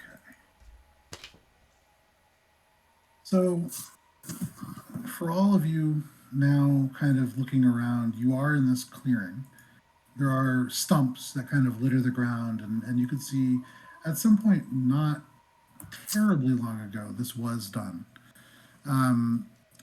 You did a survival check, Matt? Oh, I survival can. check. Yeah, good. Survival is. How's a 30? 19. I thought I rolled well. Hey, for both of you, you look up and you see the constellations. For each of you, they're different. So, Pheobe, you look up and following some of Dominion's more common constellations, you can see You can see the Fire Render shield, which has this really, really bright red heavenly body. Unclear as to whether or not you know what it is, but a heavenly body of some sort that kind of marks the center. And you know from that, following it to the easternmost star, how to orient yourself south. Yangu, for you, you come from a little further away. You come from the land of Mithelstream, based on your accent. And Oh, yeah. given that, because it is the homeland of the Tieflings, because that is the accent from down under, it's infernal. That was the reasoning behind it. You spent my childhood years growing up in the Tiefling lands. point. I don't know what they call. You don't know the stars here. These are unfamiliar to you, but you look at the plant life, and there are universal signs. You can see the lichen growing a little stronger on one side, and you can guess from the angle that the sun would come down where the stretches of intense plant life are, where the sun rays pass across the course of the day, and you're able to orient yourself to the south. Yeah. And interestingly, I would say with a 30, you notice something else. Oh, There are yeah. trees along this line that are badly damaged. Difficult to see at first because there's still green growth on the top. And now that you're looking, you can see edges on the tips of some of the leaves that are curling in, these big palm fronds that are dying. But the plant's still very much alive, despite the damage. This is pretty recent. Hmm. The middle of these trees is badly charred, and it's as if something has passed through all of them. Like a burning thing passed through? Perhaps. But Because whatever they're it was, charred? they are charred. Whatever it was, it goes through 7 or 8 trees across the course of at least 30 feet and then into the canopy beyond. Does it look like anything I've seen in my day? Make a just flat intelligence check if that's the question you're asking. Anything? I see any creatures that do something like this? Perhaps. What was the roll?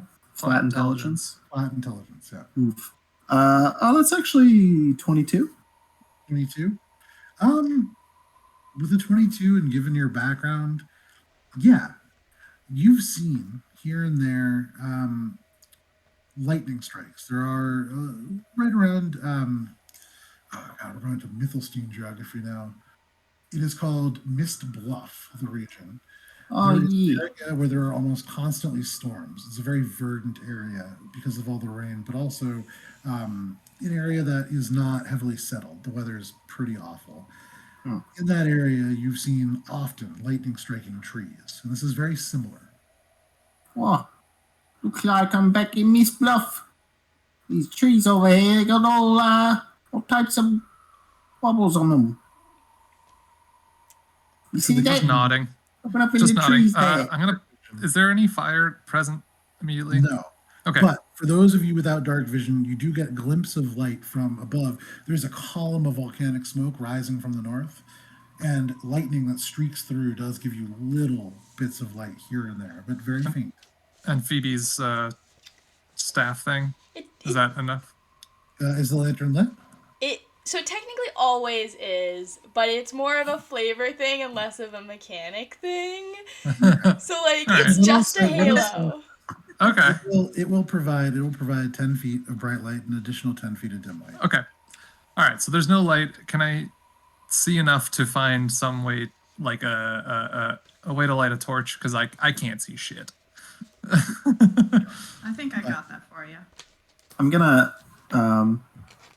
Right. hone my senses and cast dark vision on Go myself. ahead. Do you have a stick? I have a torch. I pull out a torch and be like, all right, I gotta light this. Hold on, guys. I Get can't. it. What are you What doing? do you cast on? Oh, press Prestidigitation. Prestidigitation. It can make a light grow Prestidigitation. stronger. It doesn't light a Goblin. torch. What the hell? Bro, read it. So I did. No, you Toot didn't. touches the tip of the torch, and you do see the magical effect. Oh, it does say a torch. Yeah. It does say torch. Okay. I thought you said candle. I can read. And it catches. It's like little smoldering bits. It's a Uh-huh. tiny little flame, but it does slowly begin to crack and crawl before it does to life. And you hold a torch. Wow. Thanks, little dude. Yeah, no problem. It's still Cheers holding to up a that. finger, Lot- which is lot just more where that smoking came a little from. bit. Here, Yeah. let me help you light it up a little bit more. Here you go. Like, Hold it at arm's length. I hold my breath for 1 hour, as turtles are prone to do. There you go. Perfect. Yeah. I'm gonna save ya. Can I look through All the right. boxes that are here? Make an investigation check. You walk over to this stack of crates. Some have been pried open. You can see claw marks and chewing. Some definitely held food and have since been scavenged by the local wildlife. 8. 8. You go through. There's some feathers. There's sand and rocks. You can find dried up palm fronds, and you actually find pulled up and kind of peeled off as if somebody scraped open a coconut, like the peelings from that. You would also find with an 8 little bits of moss. You can find a broken doorknob that's kind of bent, some scraps of metal, but that's about it. What's that doing here? There's nothing in these crates that's worth anything. They've already been scavenged. I guess we should just go. You guys watch Phoebe look through Sure. one broken crates and then just kind of look up and report that. Hey, I mean, he said the watchtower, and I don't see one of those around here. So let me just. I'm checking out. I'm gonna find south. Investigation check 2. I'm gonna find south using my wanderer's knowledge of geography and like my headings, because like I wander and I know where I am usually, at least in Absolutely. general. And I would say, given your background and the kind of hippie collective that you spend a lot of time with, Yeah, we don't have a home per se. It's just the whole world. it's almost instinctual. If you close your eyes and you feel where you are, and there is this pull to the south, and you can kind of feel your head move as if the wind holds your chin and guides it in the right direction. And then you hear a little toot behind you as Toot fights him. I'll use that as a waypoint. Toot, Oh, 14. 14. You come up and you Oh, I look found through something. digging this up. You do find a rucksack that is kind of buried in all this stuff. It's been torn a little bit, but within it you can find a folding spade, like a little shovel that folds in half. You can find 30 feet of rope. You can find a pair of purple handkerchiefs of solid color that have been folded up. And then 10 feet of copper wire. With a 14, that is unfortunately just about all you would find. No. In the grass, you also find discarded and cast aside a small buckler shield, a metal circular shield, actually far too big for Toots to use, except maybe with 2 arms. But it does have moss and little bits of plants growing on it. When you find it, there's a little mouse just eating a little bit of something that just scampers off into the forest. I'm gonna pick it up and put it on my back and pretend like I'm the turtle. Nice one. Yeah. That is what I look. That is what I look like, and I ugly. tap my shell with a little. Toss it down to the ground. So, are you guys just going south? Well, I'm just Yeah, gonna let's tell head everyone. south. Hey, so that's south, by the way. Trust me, I Yeah. know. Is that Oh yeah, we know. I know. is that All right. following the path that Yangu pointed out? The path of destruction is going like straight south. Pretty much. Cool. Then we can just Yeah. pick our way through that. Yeah, let's take this path. It seems like something's coming through here. Something with some kind of lightning or something. Oh, that's not good. Yeah. So, are you all following Yangu as your leader through this? Or? I feel like I would be leading it at least, because Okay. I would have found south and headed off to point with my torch. Okay. So, if you are leading, make a survival check with Yangu helping, quote unquote. You can make. I'm gonna guidance myself too. Okay. Yeah, we want to head right through here, but watch out, because there's probably big beasties on the way up. All right. Watch out for those. So that is a grand total. You said survival? Yes. It's a grand total of 25. 25. Okay. Give me 1 second here. So you begin to pick your way through, and as you walk on the right-hand side, you do turn and see the 60-foot, as you follow, it is a 60-foot stretch of trees that seem to have been struck by lightning, and the bolt passes through each one until you see an area in the ground that is kind of marred and kind of ruined. And there's a bolt where maybe the lightning grounded into the sandy soil itself. Like, I don't know if you guys have ever seen lightning go that way, but that doesn't seem too good. I don't know if the... Yeah, I've seen lightning do a lot of stuff. Oh, okay, sure. All right. Sure. It Why could be a not? creature or something. Eh, We hopefully should not. be on our guard while on the island. Seems like there's a lot of, it's called Monster Island for a reason, yeah? Yeah. Should we Yeah. go Yep, slower? that's what he said. Yeah. Should So we go interesting slower? point. As you walk, are you walking at a normal pace? Are you trying to be stealthy, or are you just kind of rushing Cautious through? and aware because I am unfamiliar with this island, and I feel like Yeah, we should So- proceed with caution and awareness. Stealthy, because So- I'm a big coward. Everybody going make a with the stealth check. pace. Everybody make a stealth check. Cool. Yeah, blend into the night. Can I guide Yeah. myself? Yes, I do, and I will. Okay. Oh, hell yeah. That's a 19. That's really good. I was not expecting that. 28. For me. Oh, sorry. 28. Toot.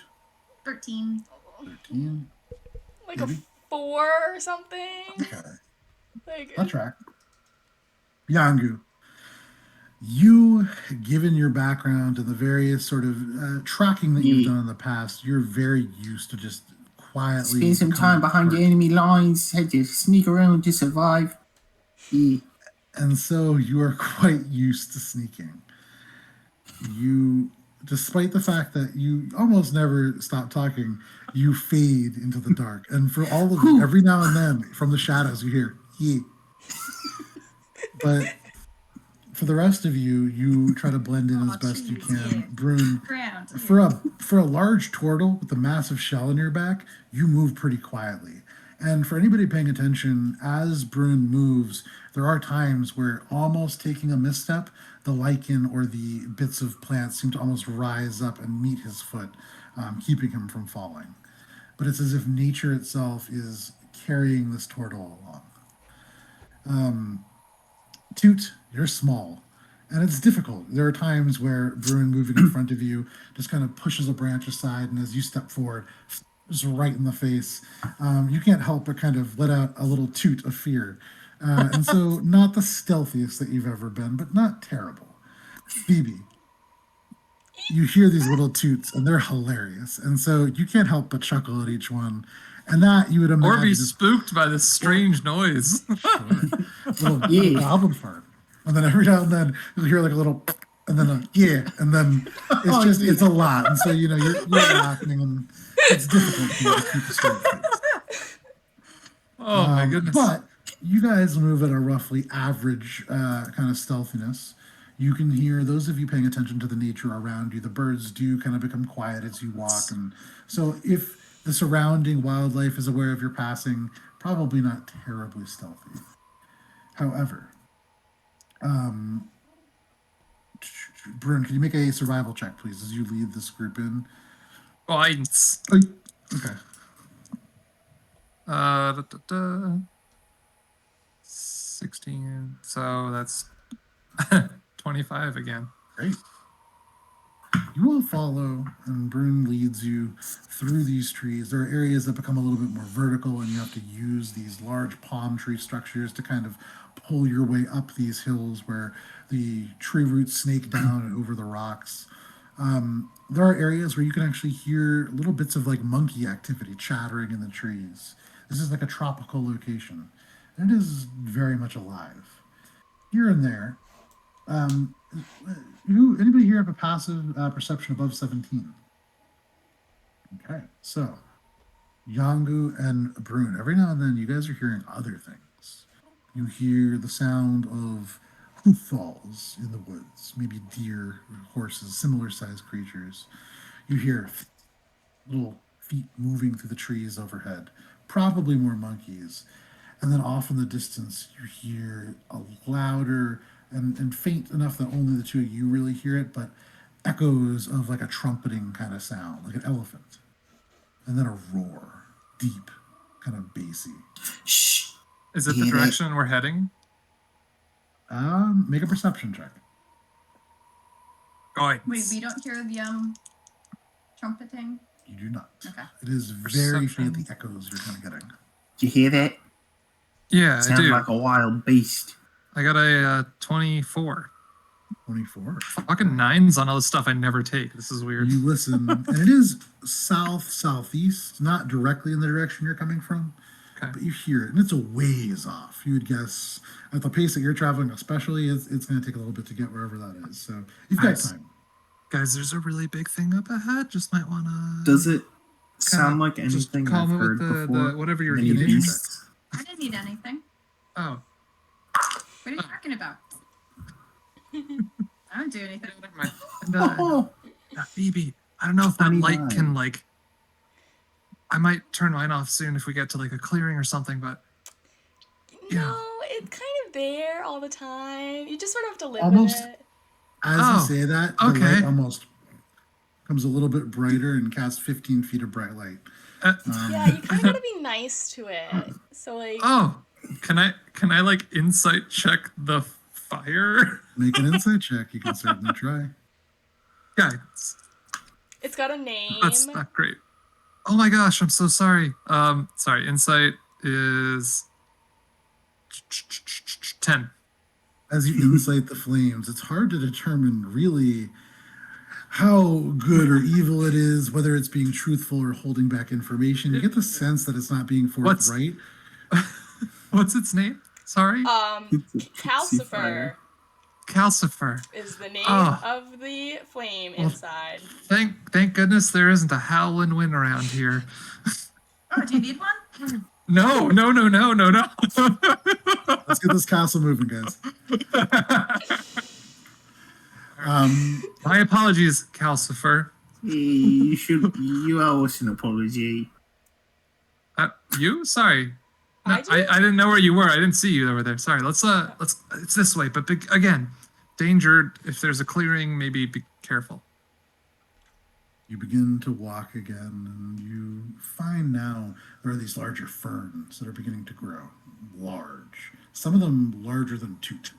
You can see every now and then all you're really seeing from Toot is like the little tips of the ears kind of traveling through the dense underbrush. And then here and there, some of you, especially those of you with dark vision, begin to see little glints of light and little bits of color amongst the trees here. And as you move and get closer, there are flowers growing amongst the vines that wrap around the trunks of these palm trees. These flowers at first are just sort of white, fairly simple white petals and purple petals. But as you seem to go further and further, they get a little bit more bright, a little bit more lustrous. And after a point, you become aware of the fact that as the trees move in the night wind, the little bits of starlight that come down reflect off of the petals as they have become almost gem-like in quality. It is beautiful, and as it moves, you can hear them colliding with each other in this ting, ting, ting, through along with the bits of leaves that touch. This gentle wind is almost hypnotic, and with these beautiful glints of light in the dark, it's easy to fall into a little bit of a pace, into almost like a dull, like a rhythmic rock, and it's a little tiring. I need for all of you except for Toot, interestingly, to make a Constitution saving throw, please. And I guidance this. It's a saving throw, so no. Did I know what the Guidance is creature ability checks. was? Right, ability check. Sorry, resistance is what I meant, which I also have. And then Matt, what did you say? I'm sorry. Did I know what the creature was based on its trumpeting? That was a 24. 29. 29. It sounded an awful lot like an elephant, but larger, and the quality of the trumpet seemed to be kind of big almost elephant. baffled, so maybe a little furrier. Some kind of furry big elephant. Yeah, You said con save? mammoth in proportion. Like Yes, some sort of Constitution mammoth elephant. 17. Massive. 17. Absolutely massive. 16. 16. Well done. That was Constitution? Yep. 19. 19. All of you doing very well. This sort of humdrum, this lull, doesn't sink in too deep. You look around just the same as always, and you can see your companions all just kind of, they look a little far away, as if their attention is slightly diverted. You look at all these beautiful flowers as you pass, and they smell nice, but they don't make you feel any particular way. And then, too, you being the most aware are suddenly aware that there's other creatures traveling along around you. You turn to your right, and you see, just kind of casually walking, keeping pace with you, a rabbit. Long, floppy ears. Just kind of pulls itself lopping alongside you. And then you look up, and in the tree, kind of landing on a branch, you see a bird kind of landing. For all of you, as you walk, kind of snapping your attention back, seeing Toot just kind of look around, you're aware that as you walk, there are other animals moving in this kind of daze. None of you succumb to this sort of effect of whatever it is. The air is a little darker here, and that is curious in and of itself. You would imagine, were you to spend perhaps another hour here, it may have a similar effect.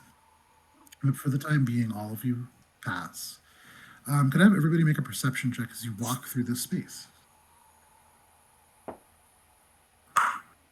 Oh, ye. Oh, ye. 6. For me. All right.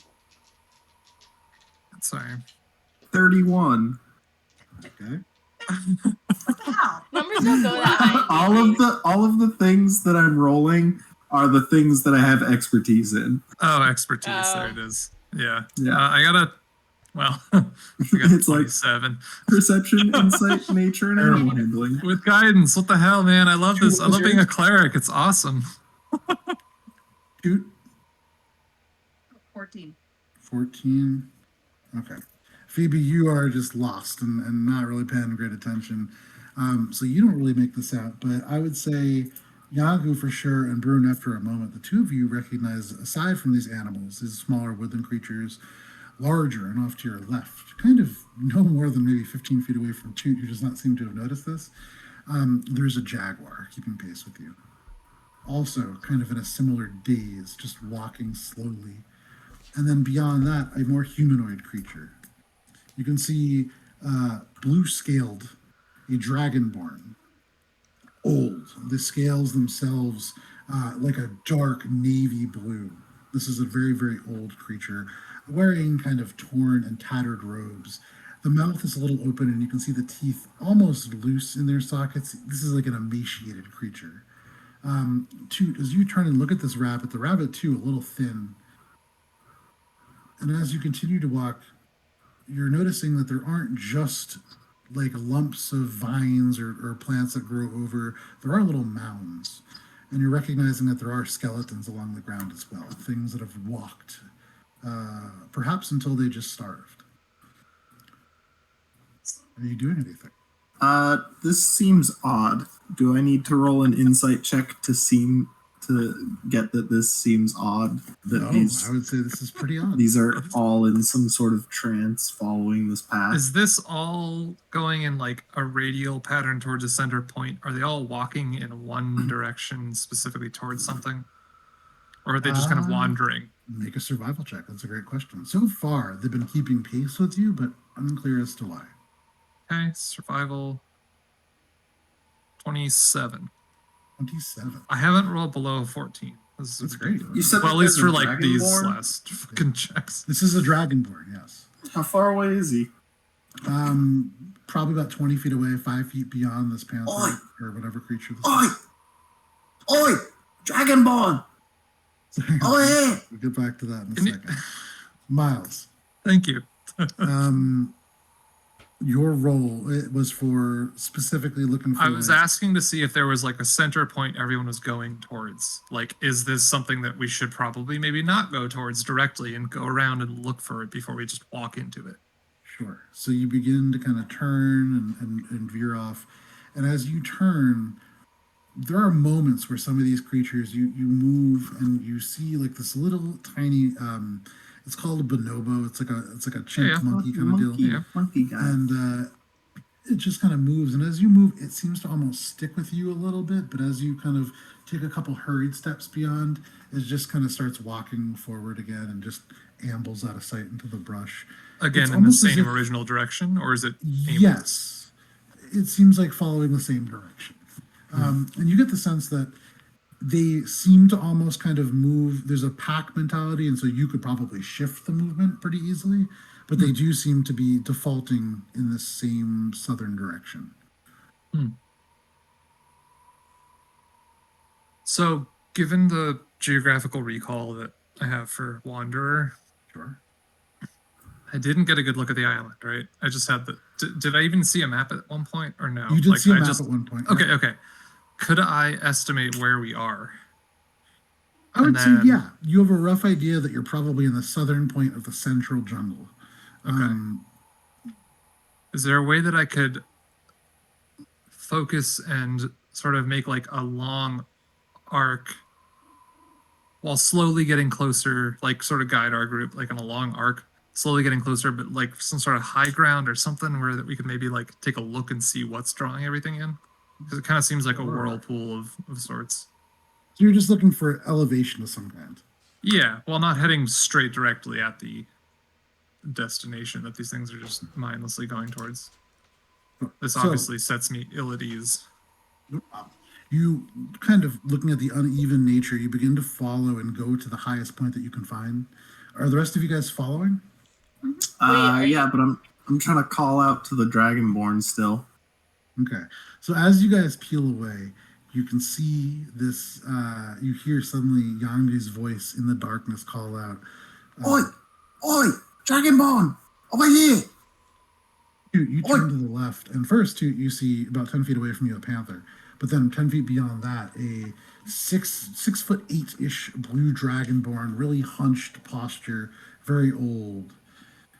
It turns its eyes, and you can see at one point a fierce gold red, now a little bit milky, almost dazed. The eyes turn over,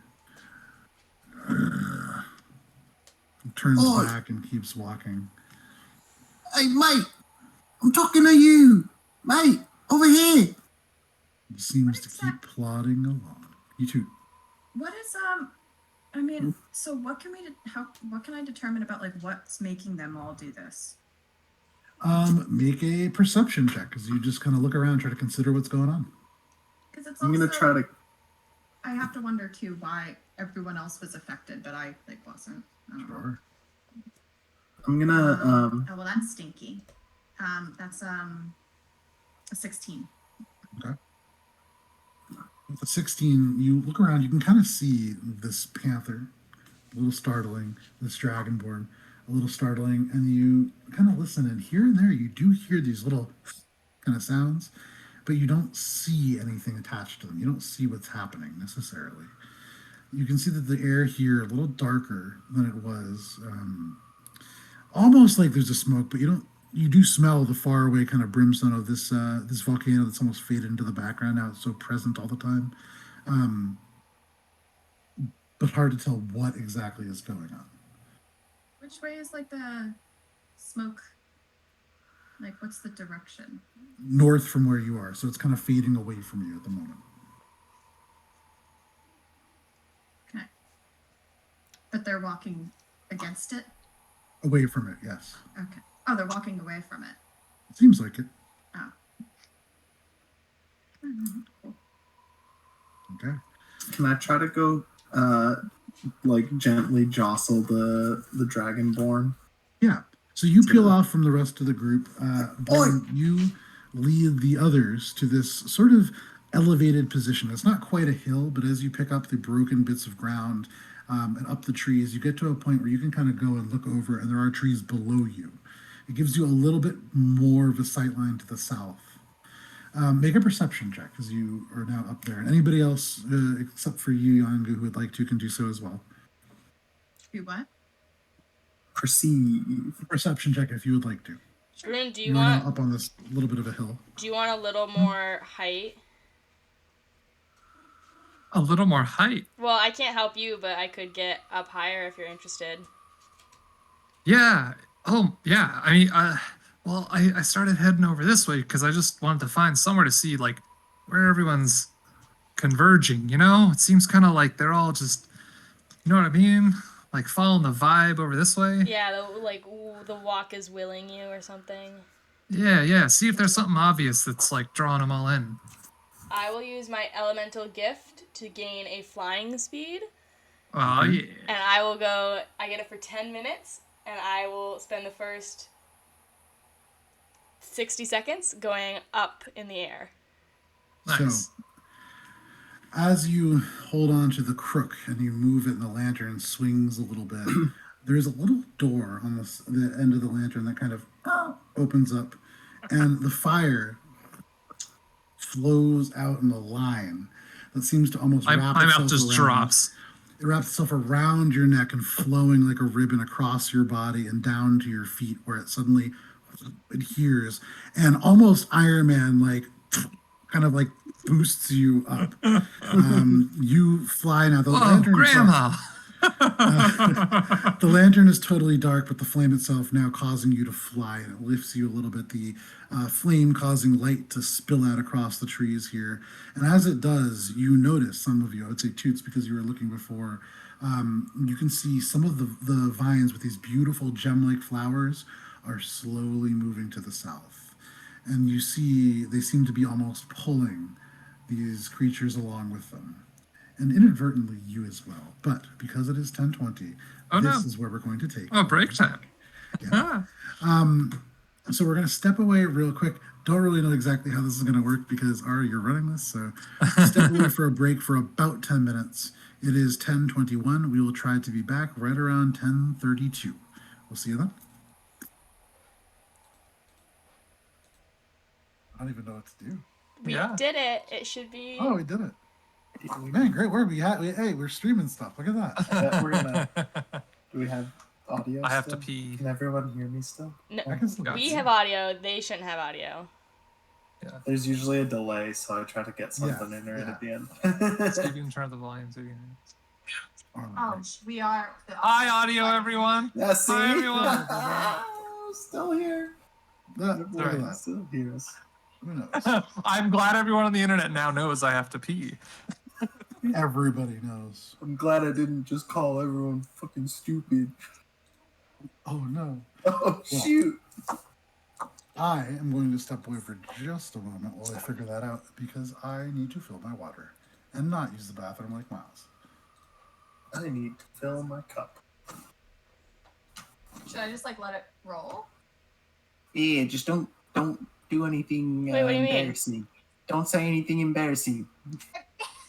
I have a character that's farting constantly. What Yeah. else? Oh, Whoops. One second. we're back. No, Okay, no. I'll be back. The stream has the Monster Island. There shouldn't be any audio. Yeah, Yeah, it's fine. yeah. I'm gonna grab a drink. Oh, now the audio is off. Oh, yeah. Oh wait, no, it's not. No, it's not. It's still on. It's fine. It's fine.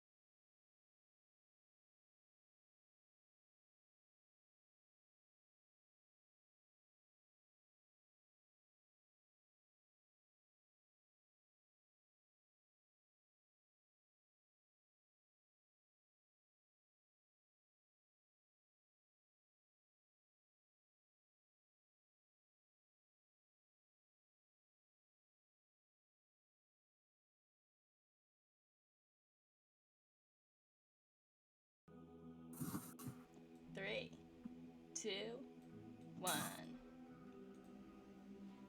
Welcome back to Adventures in Alberon, our 5th edition D&D campaign. Although it is not our current campaign, we are playing the one-shot called the Danby Irregulars, which is set in canon to our main campaign.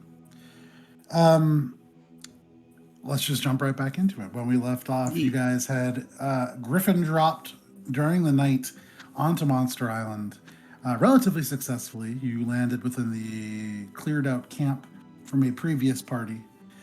You didn't find much to use there, but you progressed to the south and found yourselves walking alongside a number of creatures who seemed to be traveling as if in a daze, along with vines that slowly pull these gem-like flowers along the ground. In a moment of insight, you were able to tell that this was occurring. But at this moment, we're going to jump back in, and give me just 1 second to pull back up all of our sounds here. All right, so we got our burbling insects and our wind. Can't forget the burbling insects. You can't, and we got to remember to get our bulb frogs, and our whistler bird, and our ribbit frogs. Like the ribbit frogs? So, That's good stuff. Good ribbit. Yangu, frogs. you approach this elderly-looking dragonborn. You can see the mouth kind of hanging off to the side, a little bit of spittle kind of running between the scales. Navy blue scales, dark. This is an old dragonborn. What are you doing? And like, oi, mate. Try to like shake him out of his stupor. Got it turns, and you can see these eyes glazed over still, not really affected. But he looks at you and just kind of turns and continues to walk along. Toot? I would like to try something. Sure. I'm going to... What is that?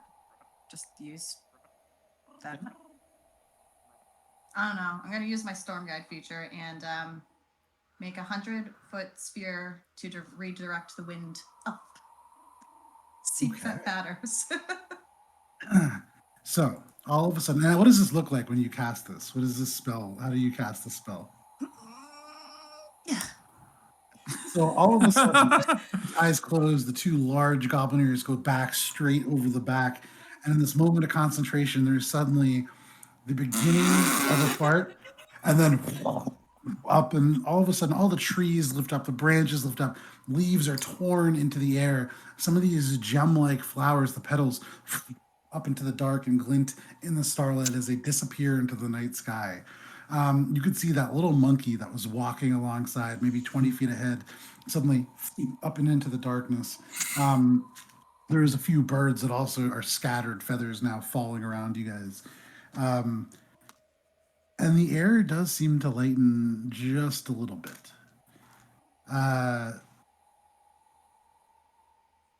This Is Phoebe still dragonborn- like up in the air, by the way? Yeah. Oh, yeah. Okay. This and for what it's worth, not affected. The flight, your flight is not dependent on like wings to stay aloft, so you're fine. It's just like the wind just goes right by you. It's just my hair, my skirt. I get a Marilyn Monroe moment. Oh, yeah. The lantern like goes almost vertically up and then settles back down. But yeah, that happens. The dragonborn, kind of with your hands on his shoulders, suddenly blinks, and the eyes kind of focus. You can see like suddenly the pupil into pinpoints. What? Looks over at you. I was about to slap you, but I didn't slap you. So. Good thing you didn't. Yeah. What are you doing in this part of the world? That's what I was going to ask you, mate. In the mouth, there is a single tooth left, but the rest is just gum. Like just dark blue and sort of a little patchy. You can see not the best dental work, but Do you know where you are right now? Yeah. He looks up and you can see for the first time as the eyes are now kind of clear, there is like a glowing gold coloration to them. And you can see as this sort of darker hood falls away from the back of his head, the beginnings of what look like some kind of an etching onto the scales. Sort of jagged looking symbol. But he looks back down I reckon I don't quite really know. Yeah, you're on Monster Island, mate. We caught you just in time. You've been on the days. You're wandering over there like a bunch of animals. Yeah, look at them. Look at all them animals. You were doing that. Turns and looks down, and you can see Toot. You see now this dragonborn looking down at you, and he just kind of bends way down. I've seen a few of these wander around. Coming back to me now. Turns and then looks up and sees Toot just kind of fluttering in there with fire coming off of her feet. Phoebes? What are you doing up there? Not Toot, Yeah, Phoebes. she's getting a good. Sorry, Phoebe, yeah. She's getting a bit of vantage point. Trying to scope Yeah, out what's I can causing this. Yeah, but what's keeping her up? Magic. Don't much care for magic. Yeah, well, it's saving your butt right now, huh? Looks around. Well, I don't feel saved. Where are we? Where are we going? I told you already, mate. You're on Monster Island. We're Turns following down. you. You were going that way with all the animals. Well, he turns and looks around. I don't know any of you, and you don't know me. I The appreciate name's whatever it Yangu. is. Yangu. Well, Nice to meet you. the name's Lysander. All right. You said Monster Island. Yeah, Monster Island. Nothing like that where I'm from. Do you know Tito? I don't know Tito. You know Winston? Are these places? No, these are Danbys Wouldn't of have the been- Danby clan from I don't know Derby, any Danbys. from Dungannon. From The Derby? Danbys of Dungannon. He turns and looks now at all the rest of you. Do any of you speak any kind of English? Common? Yeah. Yeah, I speak common. That's what I've been speaking to you. All right. Let me hold. I also Yangu, speak hold on. Goblin. Hold on, Yangu. You're coming on a little strong. This guy's a little confused. He was walking in a daze, obviously. Where are you from? A long time ago, I hailed from a place called Gath, but all Gath? right now, Gath. Gaff. He turns and looks at you, Brun. I'll like just come on over here with me. Let's Hobbles in. He bends way down to talk to you. He's 6'8", even stooped a little bit, but he bends way down. Yeah, from Gath, the land of fire, now burnt. But I fled. I came wherever this place is, and last thing I remember is getting off, seeing a settlement to come kind, humans, like her, how long ago was this? kind of like him. Was it called Well, Old are you saying? Danbury? Say Yangu, again? stop. Phoebe, what did you say? Weren't they originally gonna call the settlement before Monster Island like Old Danbury? Oh, New Danby, that's what it was So called. you've been here a while because they've renamed it since. Oh, yeah. Named. What day is it? Oh, it's like the third of the. It's It's the the 11th of the claws of not It's claws the of claws- winter. It's the claws of summer. The you claws said? of Cause spring. of sunset. Sunset. Plaza Sunset. I repeat that. I've been here almost a week. No, it's probably more like a few hundred years or so. Or maybe like a couple decades. Any of you got metal, reflection, something of that nature? I handed Yeah, you're my not looking so dagger. great. Okay, he takes your dagger and he kind of stands underneath the fire coming from your feet and turns the dagger to look at himself. Little older, just as handsome, but I see your point, human. So it's been a little bit. Yeah, the name's Yangu. I told you that. He looks at you. I don't see any marks of ownership. Which clan do you belong to? Me?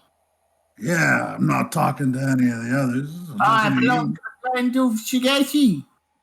Spaghetti? Yeah, it's close enough. You wouldn't know it. Never heard of it. I'm What a free color man. scale? I wander. I roam. I do what I please. A human doing what they please. Yeah. Yeah, you're not from around here, eh? What year do you think it is? 954. What year do I know that it is? 1470. Third age.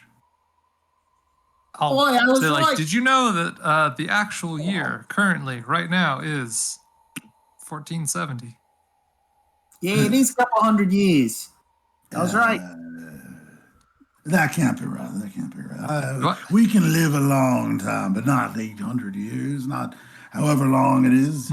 Math is not my strong suit, admittedly. Just kind of look around. And you guys got something from the modern era. I just kind of wander the wastes and wilds. You got something fancy new? I got these two. Javelin. But it's mine. So you can see I also he have this. pulls out with both hands this 2-foot-long javelin, almost as tall as Toot. It is pieces of geometric metal that zig and zag, empty on the middle, but where it's welded together, almost case-hardened blue, these beautiful points. And as Toot holds it out, little bits of electricity kind of arc off the tip of it.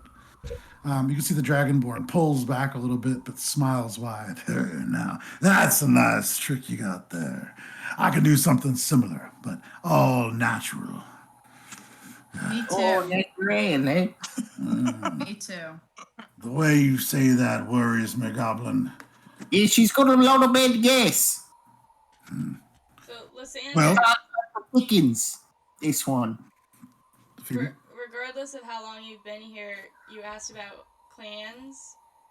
You have a bit of Yeah. a little marking. Are you in a clan or something? I mean, yeah, but this is the Scald mark, and he pulls it aside.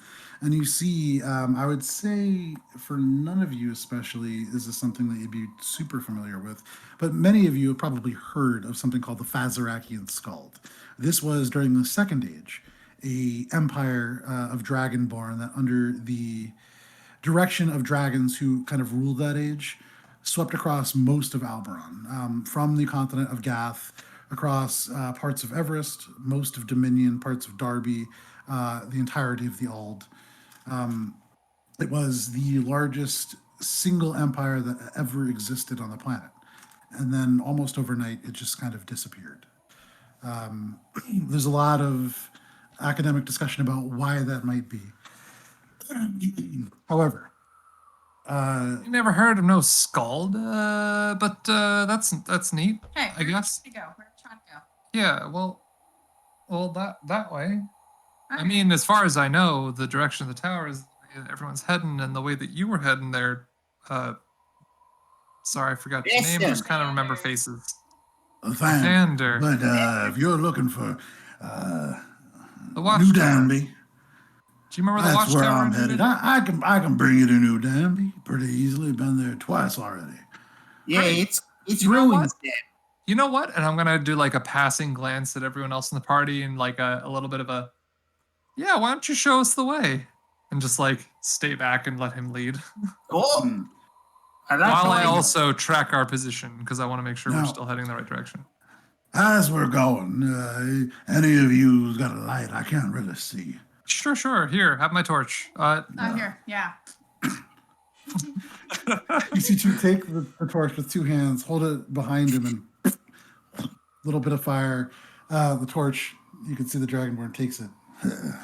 That's a nice trick you got there, little one. Kind of like swishes it back and forth so the flame fully catches. Oh no, And then the begins first to- is to light it. The second is to light it. Okay. Yeah. It flares to life. He holds it out for a second and then pulls it in. All right. Follow me. And he begins to walk. As we're going, keep an eye out. The animals in this part are a little dangerous. Yeah, but they're all in a daze. Don't Just like follow. you were. Look around. Interesting point. So as you look around, most of those animals were projected by Toot up into the air or around. There are no real animals. And listening around, you don't hear any of those frogs. Those got projectile pretty far away. They can go real far with that force. Wind. But he looks around. Pretty quiet for what we got. Well, they were here just a second ago. Well, I don't think these creatures will come to a daze. You see, they're a little taller than these things here. And he gestures to the trees around. But he begins to walk off and into the forest. Do you go follow? Oh, yeah. Okay. You walk for only about 5 more minutes. You almost said something. You were like this close to saying something. It was this place is called Monsters Island, and we have one monster in our party, and two humans and a tortle. Oh, I was just thinking what makes I'm proud of my heritage. It's okay. Toot so special. That's all. That's all. I was just looking at my little notebook. That's all. Anyways, all Fair. of you follow. Something to cast Mr. lightning Alberon. sideways. That's the danger. We haven't seen it yet. You follow this old dragonborn who begins to kind of hum to himself as he walks. Only about 5 more minutes, and you come across a sort of dried out riverbed. You can see pebbles and sediment along the bottom. There is a weak stream that runs, and it's this kind of goopy water. Like a black kind of viscous tarry substance that seems to be streaked in here and there. And it's running, you guys are now approaching it's running against where you guys are walking. So as you walk, little bits of dark kind of tar float past. The Dragonborn looks down, stops, kind of frowning for a second. Must be dry this time of year. This is different.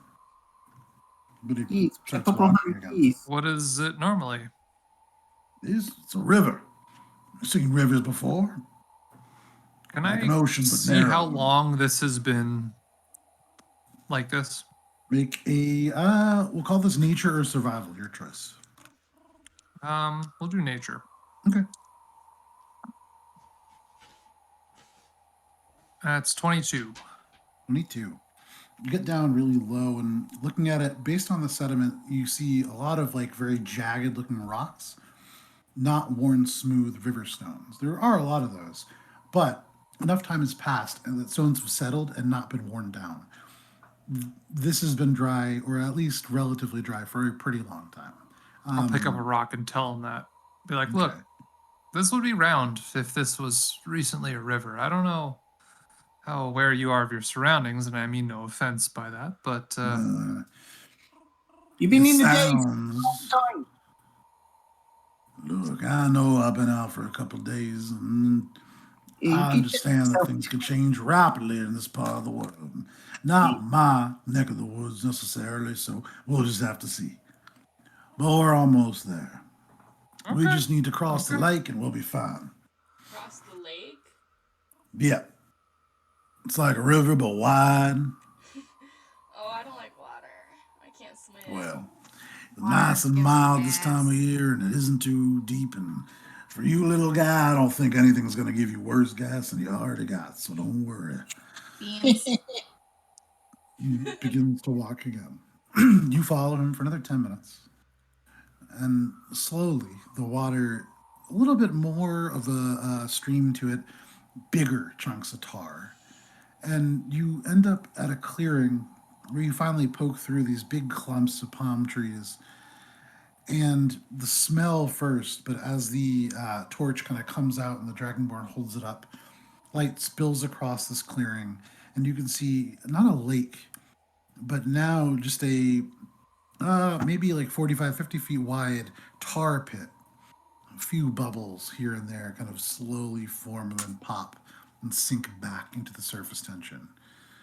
The Dragonborn looks around very confused. He holds the torch up in a different direction. As the light sweeps across the clearing, you can see levels of stone that have large ribs. Each rib maybe 6-7 feet long, emerging from the ground and then curving back into it. You don't see the end on either side. But he looks around and kind of looks up at the night sky again and looks back down, turns to you finally, Yangu. Well, maybe there is something to what you're saying after all. This Yeah. looks pretty different. Yeah, it's been a couple 100 years, mate. That's what I've been telling you. They corroborate my story, too. Turns and kind of looks at all of you. Well, this puts me in an awkward situation. I don't know if the city really is where I think it is. Yeah, probably not. It's ruins. That's what Winston told us. All right. Well, you all must have a way of getting here. You have a boat, something like that. We could turn around and just head right back there now. Yeah, we got a job to do, mate. Right. Could you wait We gotta for go. us? And we'll take you home. Yeah, I'll take a ride if you give me one.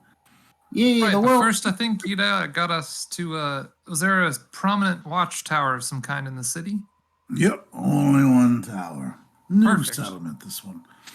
I mean, you led us already here to where you knew there was a lake, and sure, it's a little different, but means your heading's right. So, where would this tower be from here? Well, see, that's the problem. And he gestures out into the middle of the lake. One of the easiest ways to defend a structure when they first come up, you put it around in a moat. You can't be digging a moat in an island. Doesn't work so well with the sand. So you just build in the middle of an already existing feature. But he turns and again, you just see little bubbles rising up on the Is it tar. just tar all the way up? Make a perception check. Can I also do that as well? Yeah, go for it. Guidance. 23. 23. Yeah. All right. 23 out of 10. Well, the 10, Phoebe, you're really concentrating on staying balanced. This kind of flight, a little bit uneven and hard to control, and so your attention really focused on that, unfortunately. That's okay. However, you, Brun, take a little bit more time and kind of really peer out. It's not necessarily perfectly flat. You can see elements of stone that jut out, kind of over where there's a big arch of stone that comes right to the border of the tar pit. It probably was like a central piece at one time. Through that, you can see there are bits of stone that like go off into the ground, and you're seeing now it's not natural stone. It's been worn over time, but there are elements that were at one point probably brick, very smooth and kind of worn with wind and the passage of water, but not just stones. Those were maybe buildings at one point. There's probably buildings beneath this tar. Looks about how many feet off would you say it was? Maybe like 20 feet from where you guys are. If you are on the bank, 20 Sure. feet into like the middle. Before we could like perceivably before the stand parts on of the top of the building- ruins. That's where the runes that you could stand on would end. And even that is like balancing on some pretty crumbling elements of structure. Winston had told Well, us sure. that there was a chest with a lock on it, a magical lock, and that if we could detect the magic from it, we would be able to find the chest easier. Does anyone have anything like that? I don't. I unfortunately do not. No. Oh, The best I got would be to be able to physically go down and feel around, but not be restricted by the tar itself. You guys That are saying would all be- this out loud, right? Yeah. Yeah, Okay. because I mean, We're just having a conversation. Lathander. I mean, we need to. What we think we need to get is at the bottom of wherever the tower might have been, right around. I'm just going to draw a Oh. large circle around the whole area. That's going to be real hard for you to get. Well, Don't suppose you. Well, you said you don't like magic, and I don't suppose you got any fun anti-tar technology from the past on ya. I can try to blow it away, but it might blow away the building. Yeah, maybe not be. his eyes kind of squint. I'd like to see that from a little creature like you. But, there was something the folks in New Danby used to pull some of the magical elements that were in this place out of the ground, like a divining staff of sorts, but problem was lost early on, even before I got here.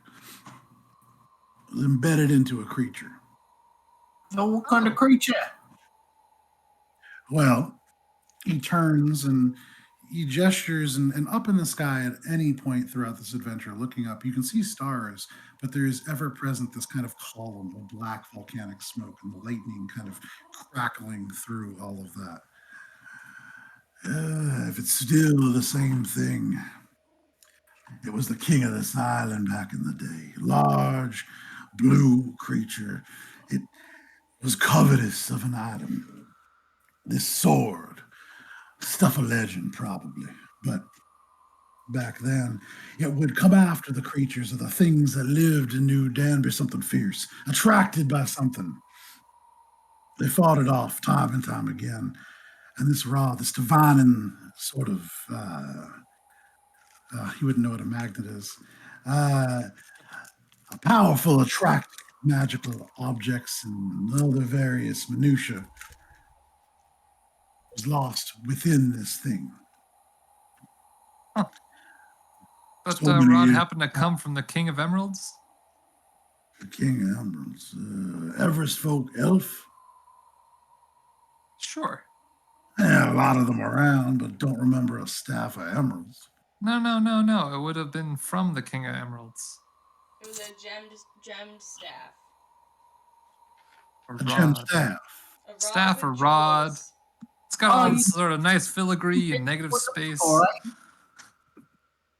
Yeah, no, I know what you're talking about. That's I think we're talking about the same thing. Okay, good. I just wanted to clarify that because that's what we're looking for. Is good as not. I mean, however many years pass, I don't know if this thing is still here. It moves. Something weird about the part of landscape that it's on. It can be there 1 second and just gone the next. Huge peaks, mesas that rise up into the sky, and then all of a sudden dunes. Mighty strange. Yeah. Even as he says this, up in the sky, you see lightning crack by. Now you say it lives up there in that their volcano kind of situation? Yeah, right alongside it, close enough so it don't mean anything different. Kind of the back part of a volcano, carved into the side. This thing crawls along the cliff faces, easy to transverse. You sound pretty familiar with this creature and its possible home. Do you think it could maybe, if not lead, at least point us in the direction? Certainly If you could. say this rod is buried within it somehow, like stabbed, Not maybe. buried Am I within. guessing? On the underside of this thing, you'll see it protruding like a green light.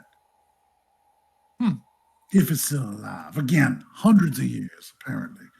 Sure. Hopefully dead, laying on the ground. We could just and leave. Yeah. Then you become the king of the island. That's how that works, right? I don't really want to be king of the island, but This place is that pretty creature- nice. Not gonna lie, it's quite verdant and overgrown. It's very beautiful. Take us Minus to the space where tar. you won't get- Yeah, beautiful specimens. All left and right. All Punches over. that I torch said around take us to and the beast or you won't get a ride home. looks down at this tiny Please. little goblin. Well, I planned on doing it because, like I said, this creature covetous of an item, guarding it, a sword stuck in stone, and I'd like that. So I'll lead you there. Give me the sword and a ride home, and we'll call it even. Everybody wins. What do you say? Sure. Oh, That's not the reason why I'm here, and if helps us get there with you guiding us, maybe. I got no issues with that. Ready. Wait, How if nice the, is it? the beast is covetous of magical items, do you think we could, like, entice it to just come to us so we don't have to trek the whole island by putting magical items in a pile? Make a Yeah, we perception tried check. the trip. Set Well, us I up wish I had any magical items other than these Or wonderful sorry, new this isn't bracers. a perception check. This is a persuasion check. Yeah, I was gonna say. Oh, it's a charisma-based skill. Hell yeah. Hell yeah. So that is 17. 17. Look, I feel inclined to tell you this story, but again, I don't know if it's hearsay or not. But they say this sword was magic and belonged to a hero of old, a bard of sorts, the way I've heard it. And this sword is able to dance on the air itself. And I want it. But does that mean that this creature would, This like other bard- items too? This bard, Maybe we can trade. listen. All of you have a problem with listening. I've been frozen for several hundred years and I can still wait to talk, so just give me a moment. This bard is what was responsible for taking this creature's eye. He guards the sword for that reason. Now, maybe it would be that you could attract him with some kind of magical item pile. You need another way to get his attention first, but that might bring him. But okay, but it doesn't solve the we have to go get the sword problem. So, I guess we're gonna trek to the other half of this island and get the sword and the specter. Listen, if you can get him to come here, Mm-hmm. we can go and get the sword later. That works fine for me. How much time do we have Plus, it wouldn't even be at its home. It may not have an any intelligence sort of check. advantage. before our ride comes? And I would reckon getting it out of its lair would make it much easier to fight. It does rest about 80 feet up on a mesa, so. It was a 16. 16? Give me a second here. And your question, sorry, I totally forgot what you were rolling for here. How long do we have until our Oh. ride gets here and leaves?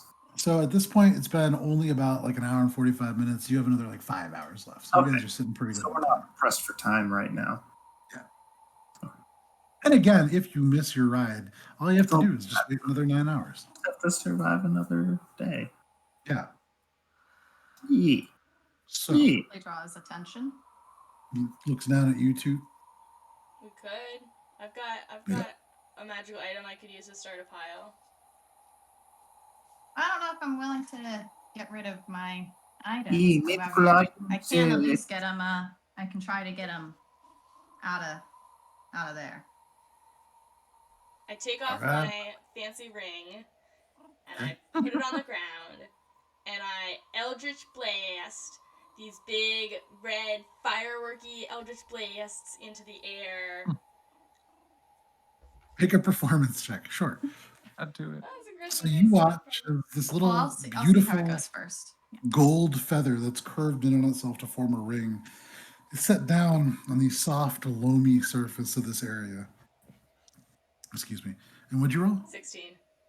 16. How does it look when you cast Eldritch Blast? You haven't done this before. So I kind of like hoist the crook into the air like a lamp lighter would to light a lamp. And out of it, the like stream of fireworky magic explodes. Okay. So you've landed at this point. Yeah, it only lasts 10 minutes, so I would have landed actually a while ago. Not that long ago. But Okay. yeah, so you land, you take this, you hold it up, and as you do, the lantern swings once and the door opens, and as it swings back, the fire just drifts out and up into the sky. And for all the world, almost like a little firework. Little sparks come down. Little time passes, and you can see lightning crackle overhead. All right. Let me try something. Nothing seems to happen. I'm gonna go in my bag and fish out some rations. That's like a can of beans. Okay. Then I like Popeye for a second. Okay, so you watch as Toot takes out this can, opens the mouth. You see these row of just sharp goblin teeth and almost like a can opener. And then pry it open and Popeye the beans. You guys, I'll step pretty far back for a second. Dragonborn At steps back. least 50. I'm gonna just be Listen. like, whatever you're doing, do it well, and then guidance, and then just run the other way. Do we think tar is it flammable? Like guidance, I'm. What? Is tar flammable? You No. do I not don't know. know. No but idea I'm what gonna she's do- doing either. I'm gonna do Thunder Wave. Oh, I think she's pissing gas. Big old clap, clap, clap. Okay. Oh, no hands! Oh man. Okay. Yes. So you cast Thunderwave, and at what level are you casting Thunderwave? Just first? Yes. Okay. I'm gonna say that all of you cleared out of the 15-foot cube. Yeah. I But ran away. suddenly, as Toot squints the goblin eyes, you see the ears go straight up, and suddenly they shake as this reverberation, and the ground shakes. You hear as coconuts begin to fall out of the trees around. You can see the actual tar itself begins to shake and reverberate in this weird kind of aquatic effect. There are no creatures that need to take saves. However, there is suddenly a that emits. All of you kind of have to recoil away, and you see the Dragonborn cover his ears and kind of grimace. The flatulence pushes the forest around you almost level for a moment. You can see just trees lose their leaves, and there are elements of these bright purple flowers where all the petals torn and into the air. You see one very, very small owl with these faint little bits of almost like a mallard, like green plumage around the neck, just off and spiral into the darkness.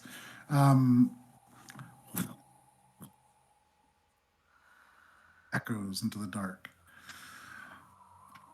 That was a good one. Minute or so passes, and then Brun and Yangu, the two of you hear off in the distance to the north, faintly a roar. Same as before, roar? No, this is different. Do I know what it is? I would say, given your background, make a nature check. Okay. Can I also Guidance? make a nature check? A Go for it. guidance. Oh, terrible. Yeah. 11. 11, Oh, wait. okay. Sorry, 13. Forgot the Okay. Mine was at 27. You listen, and for you, Brun, it's familiar to something, but you can't quite place it. Yangu, you've never heard this before. This is a throaty roar. It's not necessarily reptilian. You have no idea what this is. Oh, You've she's a. never heard something like this, but whatever it is big. You'd guess probably at least 20 feet long, It's probably at least 20 feet long. he says to all of you. I The just Dragonborn continue to ignore. listens for a moment, the eyes closing, and you can see he breathes in deep.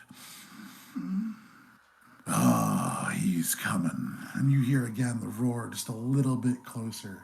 You just breathe in, big fart. You can see his eyes still closed. Yep. But is there anything that you are all doing as this is going on? I'm waiting for a I'm taking cover.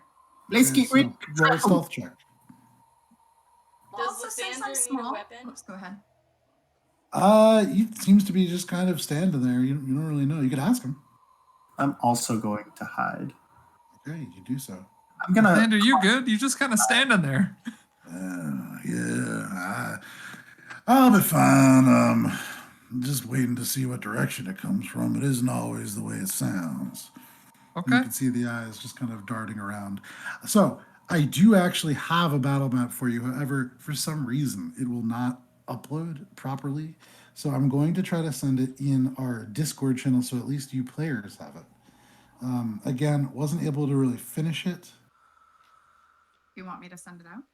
Nah, because it's just a picture in the Discord. Okay. I'll post it on Instagram. So if you are following along at Alberon RPG on Instagram, but just a couple of close-ups, also some various things that you can see there.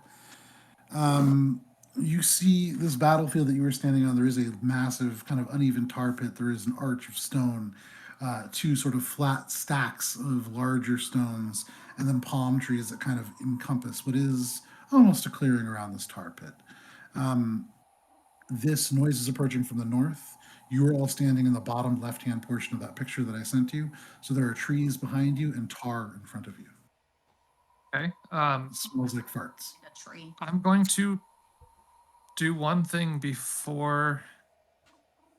Like, Thunder, you good? Before I take cover, you just gonna stand out here? Just until I know which way to go. Okay. All right. Then, yeah, never mind. I'm going to just prepare to do some stuff. I'll wait. I'll just go hide. You said there was like an arch or something, or no? Arch of stone. Is that on solid ground or on the tar pit? It's on solid ground, and then it kind of goes. One element of it is probably like 20 feet away from the tar, and then the closer element that kind of arcs in. Gotcha. So there's that. I sent a picture in the Discord. But How high up is that? Yeah. At its highest point, probably close to 25, 26 feet high. It's tall. It's a large stone arch. I mean, I'll just go back up against the wall on like the far away from the tar pit side, so like I'm undercover and in the middle of it. You guys kind of hear a little as the shell taps up against the stone. Yeah. I'm gonna wait for Lysander and see what he does, and then do what he does, and hope. Okay. Matt, make an athletics check, please. I have a climbing. Okay, never mind. Go ahead and just so you scamper right up this, no problem. Where does your climbing speed come from? It's from being a ranger? It's from one of the ranger alternate abilities. Yeah, so you parkour your way up there, easily finding handholds and crawling to the top. As you settle to the top and kind of kneel down, you look below, you can see the top, the shiny head of Brun beneath you, kind of tucked up against. If you lean over the side, you turn, you look, you can't quite see Toot from here. You do see Lysander and Pheobe kind of standing by the bank, looking around. From your vantage point, you do see, relatively close by, much closer than you thought, a large shape approaching. Maybe 100 feet off. It's approaching a little bit slower, and as it gets a little bit closer, you notice it is not this creature probably. You see a trunk kind of wave, and all of a sudden, for the rest of you, you can kind of hear these kind of it's like steps. kind of mammoth elephant. And all of a sudden, the rest of you would see this mammoth step into the clearing. You can see it stops and looks at the tar briefly as it just kind of begins to pass and is hurriedly moving south. Suddenly, from behind it, you can see kind of breaking through the tree cover, a few of these little monkeys kind of running on two legs and moving. You can hear them chittering as they go. More and more, there are creatures that kind of move past you. Toot, you feel something hit against your foot, and looking down, you see snakes moving away. Something's coming that way. Great. So I'm hiding here, and they're going this way. They're all traveling south. Yeah, they're moving away from whatever is approaching. All right. Well, I guess I'm gonna run and hide on the other side. I don't want this thing coming up from behind me. It doesn't want to come up from behind me either. You run and hide. Make a stealth, or you already made a stealth check. You're fine. All right. Should I hide or do a stealth check at the top of the? Are you trying to be hidden? Yeah, I'm trying to crouch into the cracks of this Make arch. a stealth check. Sure. Get myself situated up there so I can fire a couple rounds off at it when it comes in. From where I am, do I have a line of sight on the direction that it's approaching? From where you are, yeah, you would have line of sight. So the arch would arc over and go to your left. It's going to approach somewhere from across the tar pit from you. Straight across? Roughly. Okay. Can I prepare something for the sake of it look like it's traveling on the ground? Also, does it look like it's traveling across the ground? You don't see it, and so hard to tell. Trees moving, anything like that? Not yet. Okay. I will wait until I see if it is traveling across the ground. I have something ready. If not, then I won't do it. Okay. I'm gonna hide now that I know. Okay. I got a 28 on my stealth. 28 on stealth. There you go. 11. So looking around, Toot, Brun, and Pheobe, you do not see Yangu anywhere. You do not see Toot anywhere, the rest of you. However, most of you are aware of where Brun and Pheobe are. And Lathander. And Lathander. Still Lathander's still, for what it's worth, just standing there, just kind of waiting. Well, if he's just standing there, then okay. Hold on. Trusting him. He's not Another minute or two passes, and suddenly you can see Lathander's head turn a little bit to the northeast, and his eyes open up a little bit. Yangu, from your vantage point, cat right behind you. from your vantage point, aside from the cat right behind you, you can see suddenly, maybe 300 feet off, right at the edge of your distance from the starlight, trees moving against the wind. I'm gonna like, he's coming from over there. No one. We don't know where you are, where Nobody you're can see pointing. You But all now we know where hear you the are voice because in you the just dark. said something. You can see now moving, and I would say because you're looking for it, a little bit of time, maybe like another minute goes by, and you can see Lathander suddenly just go, well, northeast, and he turns and starts tottering off southwest. Is anybody doing anything? You can now hear it, and you can hear it isn't just the large footsteps of a mammoth. You hear multiple legs. Just I am going to get ready to fire some arrows. okay. You get ready to fire some arrows. I'm getting You ready to pull arrows cast out a of the quiver. spell at its point of entry into the clearing, as long as it's within 150 feet. All right, so you begin to look, and you can hear the rumble, and you can see now the tops of trees kind of moving. You hear a loud snap as a tree, the entire trunk, this thick palm tree, cracks in half, maybe 50 feet away in the darkness. The animals have stopped running by, and all of a sudden, something bursts out into this clearing. All of you see this. Oh, this is what happens when you don't screen music ahead of time. You hear a guy just beatboxing his way through things. Give me just 1 second. Oh, man.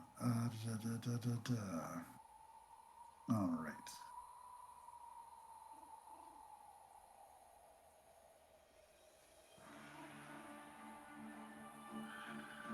What emerges from these trees is a massive snake-like body that is perhaps 20 to 25 feet long.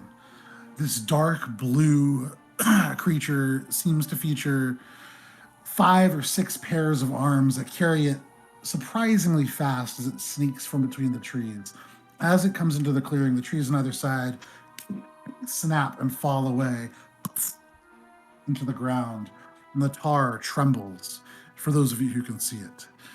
This creature lets out a mighty roar, and the eyes, beady on the side of the head, multiple pairs of them. It's a long, almost salamander-like head. Scan this clearing. I need everybody to roll initiative, and then we'll get to the prepared actions. Hey, because I also had something for how far it travels, based on as soon as I see the trees part, which I feel like I'd be pretty attuned to. So I'd like to argue the case for that. 1 sec.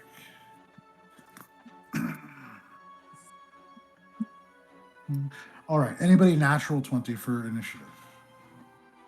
Nope. All right. 25 to 20. 23. 23.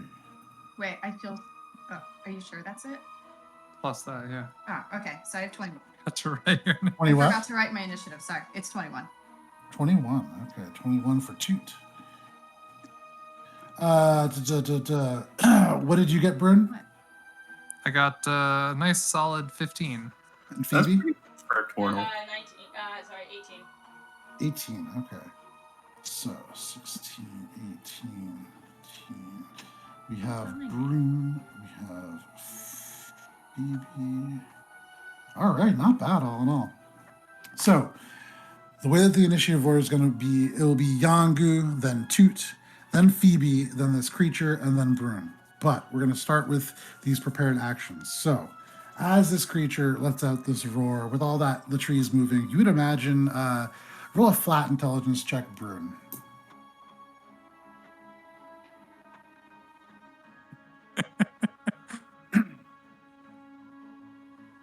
Six. Definitely faster than 30 feet around, for sure, but hard to tell how quickly it's going. It is snaking along the ground. That's cool. Is it 150 feet away, and can I do the thing that I was preparing as soon as the trees separated Absolutely. and given its heading? Yep, it's about 80 feet away. So as soon as it bursts through the trees, what do you do? Perfect. So centered on the tree line so that it passes through as much of this terrain as possible. I'm casting spike growth, so it takes 2d4 damage per 5 feet it moves through this. Okay. So how do you cast spike growth? I would sort of twist my hands in this weird, bizarre way. There'd be like a light sort of, I don't know, green, yellow light that would curl around them and fly off the tips as I then just made this gesture. And then in the 20-foot square, right in front of it, just spikes would appear visible to me only. Everyone else would just sort of see maybe like grass disturbed for a sec, but it's very hard to detect unless you're right on it. As this thing bursts from the trees and lets out this roar and lightning crackles overhead and around it, suddenly you can see this tortle swirl the hands for those of you who are watching, and this little bits of green and yellow energy float out and up and then sink into the ground. There is a disturbance far away, and as this creature bursts out, suddenly it just lands into these spikes. Go ahead and, what is it? It's a dexterity saving throw? Nope, no save. It's just for every 5 feet it's moving, which I'm assuming because it is fully heading and wasn't prepared for this. Okay. How far would it have gone in this turn? That's going to happen on its turn, and it's going to travel all the way through. Just okay. So then for all the way through, then it's 8d4. But wait until its turn. That's going to be pretty good. All right, I'll just roll the damage ahead of time. Write it down. Okay, so you did spiked growth, and that something's going on there. That is your prepared action. Is it, somebody else had something prepared? Yeah, I was going to do an ensnaring strike. Okay, because you had that arrow ready. So go ahead and roll your attack. Okay. You ensnare it and it doesn't move through the spike growth. I hate you, Matt. We always work against each other. It's a low DC, so it's probably not going to get it. Okay. Let's see. That's a 28 to hit. 28 hits. Okay. So you holding this arrow not as soon as this thing explodes through and you hear the roar, you let go.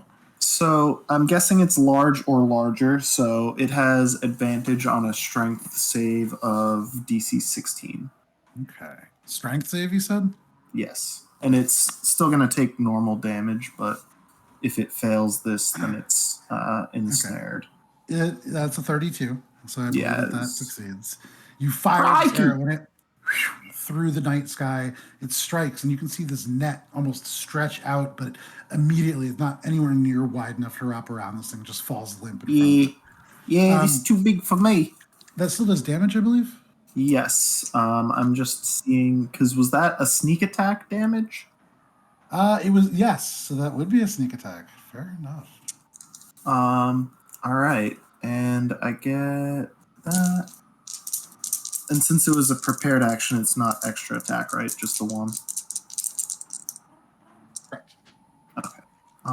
So that's 2d6.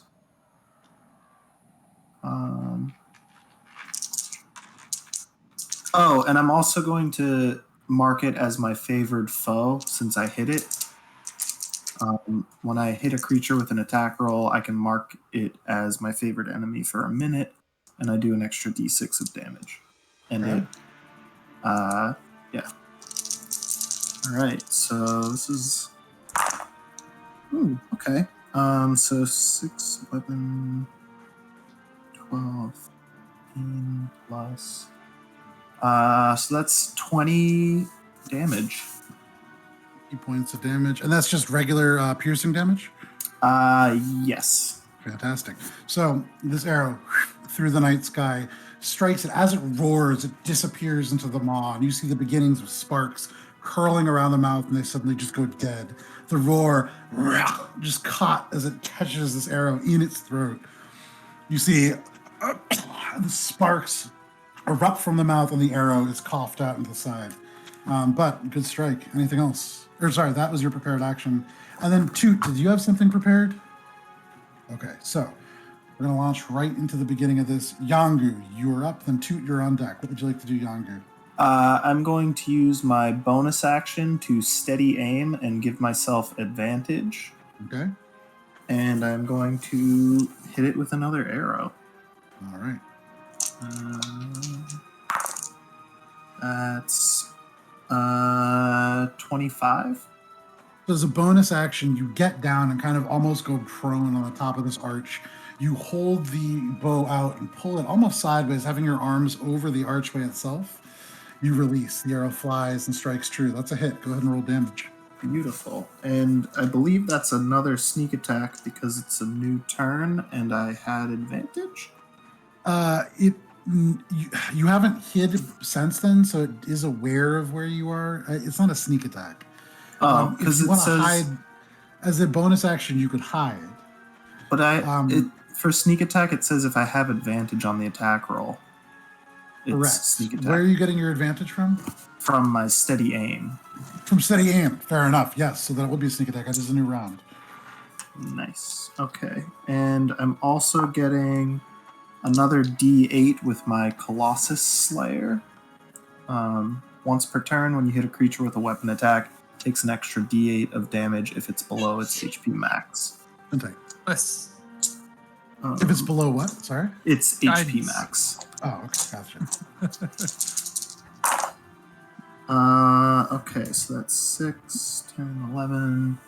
That is 16 piercing. 16 piercing. Not bad. And then Wowzers. I'm So, gonna.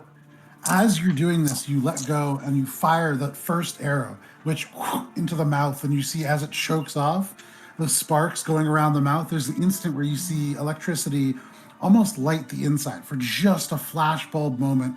You see almost like an X-ray. You see bones and you see like flesh stretched over. This is not a lizard or anything. This is definitely a beast. And you can kind of make out the anatomy. It brings you a little bit more knowledge on it. And so that extra damage from Colossus Slayer kicks in. And you're doing something else? Extra attack. I'm gonna hit it again.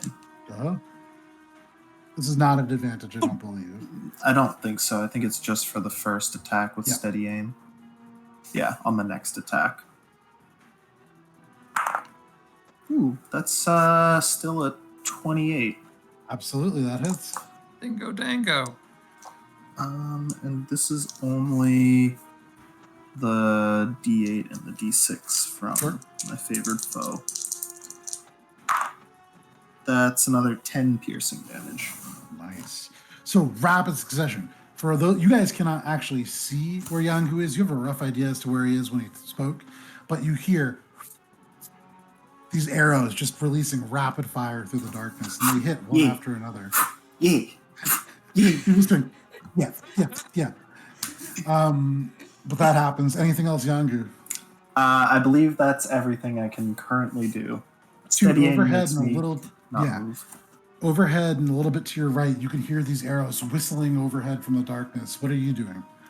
How far away is the beast? Pick up just a little bit. How far away is the beast? From you at the moment, it's about 40 feet away. Okay. I'm going to move 10 feet closer. Yeah. And I'm going to cast blindness. All right, I can't hear anything that you're saying. Blindness. Blindness. I am talking. Is this better if I'm like, can you hear me It's fine still now? pretty quiet. I don't know why. It's just it's exceptionally quiet this evening. Give me 1 second here. So blindness is a saving throw, correct? Yes. What is your spell save DC? 17. 17. Con That is save, going to if be that matters. that is going to be a 20. Yeah, pretty good at con saves. So as you cast the spell, how do you cast blindness? I'm afraid to ask. It's just so bad you go blind.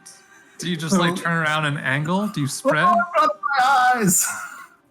Probably a mooning situation. You turn. But And as you pull your pants down in the moonlight, quite literally, this green butt shines through the foliage, and you let Just loose an awful turn. Yeah, it's horrible. It's got that weird Unfortunately- anime like star shape, just like Yeah, exactly. And then, and as you release, it unfortunately can't quite reach the creature, and it is unaffected. Well, so as a bonus action, using my tempestuous magic, after casting that, I'm just gonna be on my butt still up, just like, and then I just fart myself 10 feet into the trees, like kind of 10 feet back, and try to cling So on. as you are, mooning. spark goes out, the creature kind of pulls away, and in this moment you leap, and as you let go, it propels you another 10 feet, and you kind of into the trees and steady yourself. You are now 50 feet away from, or no, you're 40 feet again away from this creature. That is your turn. That brings us, anything else? No. Move. That brings us to Phoebe. What would you like to do? And then the creature is up. oh jeez. with my knees knocking, I'm gonna step out and swing my lantern towards it and cast, as a bonus action, Hex on it. I will Okay, so you Love it. impose disadvantage for strength saving throws. advantage on strength. So you hold out this crick, and as you do, elements of the fire out and into darkness, they begin to orbit this creature's head. It tries to swat at these, and it has like several pairs of arms. So you see like 3 arms trying to wave and grasp at each. It shrieks out, and you see elements of electricity go out and just miss into the night sky. But Hex takes hold. And then does it get a save against it? No, it just happens. It happens, right? Yeah. Yeah. Okay. So it is considered Hex. It is hexed. And I'm an 11th level warlock, so my Eldritch Blast has 3 beams, so I'm gonna beam Oh, it we up. know all about, yeah, we know all about yeah. that. Go ahead and roll your attacks. Alright, Pew, pew. 19 plus 8 is 17 for the first one. Okay. 17 just hits. Alright, the other one was a 17 on the dice, that one also hits. Yep. And then the other one is a 7 plus 8, which is too low to hit, so 2 hit. Yes. Alright, the first one gets extra damage because I have Genie's Wrath, so it takes, let me do all the math together. So it gets damage from Hex, and it gets, let me do this. So 5 plus 4 is 9, and it gets a flat 4 for a total of 13 damage from the first one. Okay. And then the second one is just 9. 9. So, you, those of you who are watching, watch as Phoebe lets out these bursts of fire. And as Phoebe pulls back and begins to release the first one, you can see almost spectrally this larger figure, almost superimposed over top them. You can see this sort of ghostly image of a fire djinn that is almost superimposed on top, throwing this fire. Bolt after bolt streaks through. One of them misses, but the other 2 hit. And you can see in the darkness, the fire blossom to life before dying down. Anything else, Phoebe? I will move to break line of sight. Okay, so Wherever you that might move be. and kind of duck in behind a cluster of rocks, ducking down. That is your turn. That brings us to the creature. So, Okay. Remember, when it creature- moves, if it moves the full 20 feet. it's going to tear through the 20 feet, and it's Okay. going to attempt to leap across this tar pit. So, Okay, first of and all, foremost, roll it's your damage, yeah. 21 points of piercing damage pre-roll. nice. Nice. It's like a little above average on the roll, not too bad. So it tears into the spiked growth, and as it crosses the first 5 feet, you hear this roar of pain. It turns sideways, trying to like stop its momentum, and just rakes itself across these spikes. Yeah. It like slides into the tar a little bit, like 5 feet in, and then begins to run around the side of it, no longer able to jump. Hell yeah. That's right. So it is going to get to the just 10 feet away from the arch. As its action, it is going to use its lightning breath to cast a 20-foot long streak of lightning. It roars and strikes out. It is going to hit, or attempt to hit, Brun. Phoebe, roll a 20-sided dice. 8. What was it? 8. And Phoebe. Yeah. So I need both of you to make a dexterity saving throw. Can I see Phoebe? Yes. Okay. Reaction, use my dampen elements to give. Is she within 30 feet of me? Sorry, that's the other question. Yes. Okay. I will use my dampen elements to give resistance to lightning damage Okay. as a nature domain cleric thing. So no So matter what the you can damage is, see it's as halved you- to begin with all of this. Time almost slows down, and you can Yeah. see as this creature is like bounding leg over leg Yeah. at you, this lizard-like I was creature, ready for like it. opening its mouth. Time slows down. You can see the crackles begin. You smell the ozone begin to burn, and you turn. You can see Toot's like fire kind of wreathed around the spectral image, seeming to almost fade behind her into the darkness. calling You Phoebe turn, Toot. and as the fire gets sorry, Phoebe.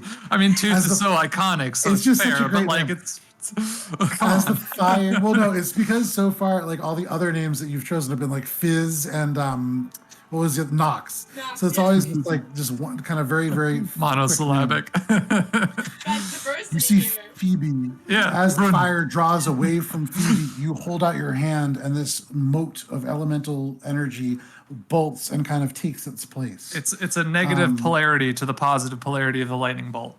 Yes. And so as that hits, the lightning strikes. Make a dexterity saving throw, Brun, and then for Pheobe, what was yours? Okay.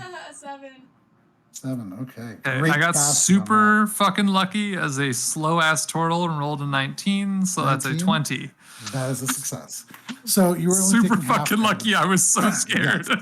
Because hang on, I need some D10s here. This is 12 D10 damage. But it's resistance. Oh, that's yes. true. But I failed so it. this, yes. So it's like, you know, I think we both technically succeeded, right. If you will. 21. 31, 40, 44. Oh, geez. 53, 60, 67. So you take 74 points of lightning damage halved. Both of us. Luckily, which is, give me a second here, 30. You said 74? 37 points of lightning damage. Woo! It strikes, and as it comes crackling through, it strikes your shell and kind of crackles around, still hurting you, but not able to ground. And it crackles around, forming the bolt again that streaks towards Pheobe. And as it goes towards Pheobe, all of a sudden you see this image, almost like a force field around you as the lightning hits, and similar to the shell, crackles around. It reforms on the other side of you and into the sand.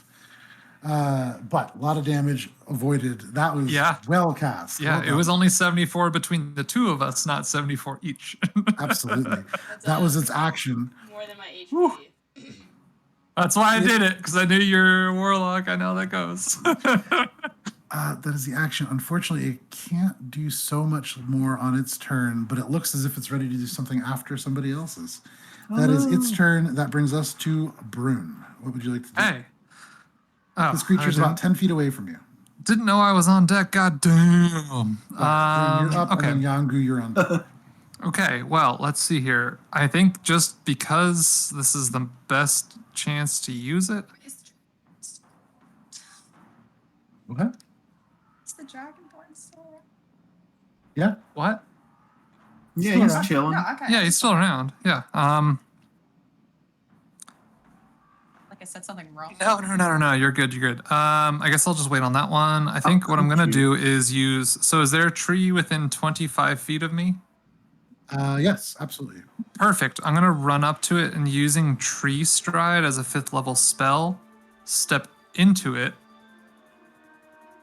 So, as you move, because it is 10 feet away. Oh no, I need movement to. So it's 10 feet to move. It's how far is it? 10 feet? The tree? Yeah. The tree's at least, it's like 10, 15 feet away. Okay, perfect. That's fine. As you move, however, this behest is within 10 feet of you. And so that is, you are leaving its melee range. I didn't know it was within 10 feet of me. I thought it was like still across the other side. My bad. So then I won't be doing that then. Okay. If it was 10 feet away from me. So instead I think I'll just, I'm going to use Shillelagh as a bonus action. Okay, on what? On my staff that I carry. So take this staff, and as you squeeze, all of a sudden it starts to glow a little bit in the dark. And I'm going to bring it as an uppercut while starting to like walk away around the other side of it. So like it is in between me and the tar pit as I like am pivoting around it, but never leaving its range. Sure. So you go around keeping the stone column that forms the arch at your back, kind of navigating with it, almost guiding your shell, little sparks going from the shell and the stone. And as you come across, you swing it up. Go ahead and roll your attack with Shillelagh. Yep. Well, it's for a minute automatically, no concentration, blah, blah, blah. You know how this shit goes. Shillelagh is one of the greatest cantrips of all time. It's one of the best, and I just got another 19, so that's 28 to fucking hit. Absolutely. Slow motion, as you swing the wooden staff, Time slows down. There's a lightning strike behind to illuminate this. And for those of you watching, you can see the wood itself growing slightly and little flowers beginning to bloom. And as it strikes, the flowers lose their petals and pollen like into the air around them. And then the pollen catches on fire because I'm also going to add Divine Strike to it and make it fire damage. Fantastic. So in like a flaming like kind of burst. So it's 2d8 plus 5. So that's 8 bludgeoning plus 5, so 13 bludgeoning, and then 3 fire damage. And that extra 3 fire damage is what really seals the deal. You can see it recoils away as it thinks you're gonna hit it with a stick, and suddenly it's just fire up in the air for all of you around. You can see this light suddenly illuminate the clearing. The tar kind of like reflecting and catching little bits of fire as well. And I'm tracing its body length within 10 feet to the full 10, like rest of my 20 feet of movement, trying to like draw it away from the group, kind of. Okay, so you kind of keep it and you go to the other side of this arched stone. So Yeah. if its attention is on you, it's now away from everybody else. Correct. Anything else? I already used a reaction. Well, I can't use it without a trigger, and then I already used bonus and action, and here we go, we're done. Yeah. All right, at the end of its turn, it is going to make a bite attack against you. Okay. Using its legendary action. Okay. This is going to be a natural 20, which is a 30 to hit. That is going to be... Is there any reaction that you want to take? Let me take a look. I'm not super familiar with turtles. Yep. Tortles. That's an action. No, I think I only have reactions to like saving throws and stuff. Let me just make sure I'm not missing any spells. Yeah, it's not going to roll damage. Let me know. Okay, so as it bites him, you all watch the strike, the shillelagh swinging up. It hits it right in the chin, and this massive 20-foot-long creature is knocked up. The head snaps back. It roars, and then bends down and swallows this turtle. Its mouth stretches around you. You see lightning. You see teeth whizzing by you as it swallows you. You are swallowed. You are considered grappled. You are blinded and restrained. You have total cover against attacks and effects that are happening outside this creature. Sure. And that is all you know. You could feel your skin and the shell on your back beginning to sizzle a little bit as it is acidic within. Well, that's fine because I have the ability to resist that kind of shit, so we're good. So that is the legendary action on the end of your turn. Yangu, you watched as this thing snapped up the turtle and just stretched its head back. You see the legs kicking in the air before it gulps the turtle down. So, does that mean that he's got another enemy within 5 feet of him? It certainly does. Cool. More like an enemy within literally 5 feet of it. There's an enemy inside all of us. Yeah, the enemy within. We all know that one. Great. So I already have my sneak attack bonus for an attack. I'm just like inside. Passive perception, actually. My passive perception? Oh, Brun's Me? passive perception. 19. Yeah. 19, okay. Do I see the staff inside of it?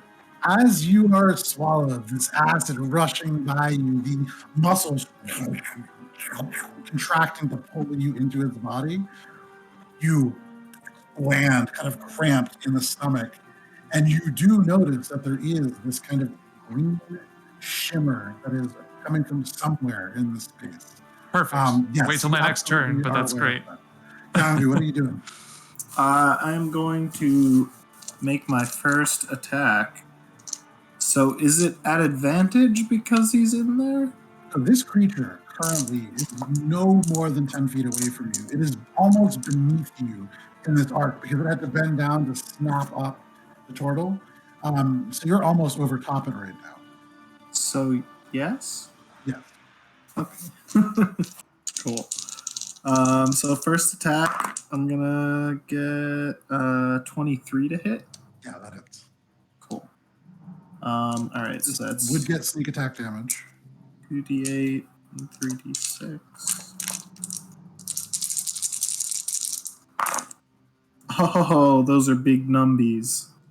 That's 10, 20, 29 piercing damage. Yeah, that is big numbies. 29 piercing damage. It's starting to look kind of worn. I mean, as that arrow streaks out, it seems to sink in between elements of this tight, muscled blue skin, and you can see like sparks coming from the skin itself, like raining down, and the blood is kind of almost light, watery blue, freely flowing. It's a little hurt. Is this still at advantage for my extra attack? Creature within 5 feet. Yes, this would be an advantage. You have the height advantage. You are on top of it. There is a creature within it. Cool. Couldn't be further from it at this point. All right. It is certainly, so as that arrow hits, some of the eyes along the side of its head do like zoom in on you. It is aware of where you are. Yeah, but it's not going to matter. Hey, you let go of my friend out there, mate. That's a 29 to hit. 29 hits. As you say, mate, you let go of the arrow, starting to fire again. And that's another 14 piercing damage. Okay. Just sticks into the side of it, and you hear it roar one more time. All of the eyes now focusing on you. And then I'm gonna bonus action hide. I'm gonna like duck back. So attack, extra attack, bonus action hide. Okay, yeah, go ahead and make your Yeah. check. I'm gonna like kind of try to duck back over the top of the. I am going to say rock. make it at disadvantage as it is staring directly at you. Ye. About to burn 2 legendary actions to do something. Yeah. How's dirty 20? Dirty 20. Yeah. You feel kind of hidden. It's 11 and 18. 18 would have been nice. Interesting. That's my turn. Okay. Brun, all of a sudden you lurch as this creature leaps. Lands on this arch, the arms wrapping around it, looking around, trying to find Yangu. It is going to use only one legendary action, but it's going to use it to make a perception check. I'm like, What did you roll? become the rock. Dirty 20. Rolled a 19. Become the rock. As you're up against this, the face right next to you, the eyes right past, and you see the neck moving past. You can see one of your arrows as it goes by. It doesn't seem to see you. That is its legendary action. Anything else, Yangu? Or that was your turn, right? That was my turn, yeah. That's why it used the legendary action. Toot, Yeah. you are up. Phoebe, you are on deck. Toot, what would you like to do? You see this creature swallow the tortle and then snap up and leap, landing on the arch. It is now 25 feet away from you and up. What would you like to do? I am going to cast. Elliot, can you tap your microphone? It's off. That's That is probably like- why. that is Certainly like- not. It certainly is. You Yeah. can't hear me at all. Well, I mean, it's just picking up from Miles's microphone. That's Can't I'll turn mine up. hear anything. Nothing from you either, Miles. So, nothing. No, it's It went just from worse. that mic. What? Got worse. Hi. Yeah, I can hear you. Toot, Hi, what would you like to do? folks. I'm back. Okay. I'm going to cast Vitriolic Sphere. Vitriolic Sphere. Okay, go ahead. But I'm also going to use Heightened Smell, to spend 3 sorcery points to give it disadvantage. Yeah, I know exactly what it does. Vitriolic Smell. That's And I'd also like Heightened to, smell vitriol speaker. and if I Vitriolic. can, because none of these say like it takes a bonus or anything, that I want to spend 1 more to use Careful Smell to pick 5 creatures to automatically succeed the saving throw, being whoever else is in the vicinity. Okay, so tell me. So you're casting Vitriolic Spear, and you're going to specifically heighten it, and then make everybody that is not to be here succeed on it. Mm-hmm. Okay. Control and power. Yep. Yeah. Okay, That's you can right. certainly do that. Yay. Okay, so all of you automatically succeed on this dexterity saving throw. It is going to make one, and I believe it is. Dex saving throw. Man, it's a Okay. dex save. What's the DC on that? 17. I rolled a 14. Damn. So you, how do you cast this spell? I can guess. You have a good idea how I'm going to cast that So spell. 2 turns, and yet again, the little green butt through the leaves. This large green sphere of gas somehow departs this tiny butt and drifts across to the behir. Brun, it Why? smells terrible as this thing inhales a lot of this, but go ahead and roll damage. That is, I believe, 10d4, or no, because you heightened it too. Well, heighten is just giving it disadvantage. It's just 10d. So it's just 10d4 still, which makes it fail, or maybe fail. Okay. All right, this is going to take a second because I am only working with 3. No worries. I have to roll with a lot of. I only have 3d10, and I had to do 12 of those earlier. Whew. Yeah, it's rough. I pulled out all my d10s for. I have a lot of d6s out, but that's the most that I have. Oh.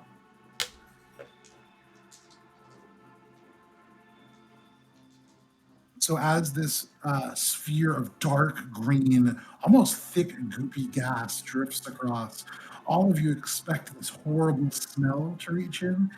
But from the other side of Toot, you can see the eyes seem to glow and cast this greenish light, or this bluish light rather, across the ground.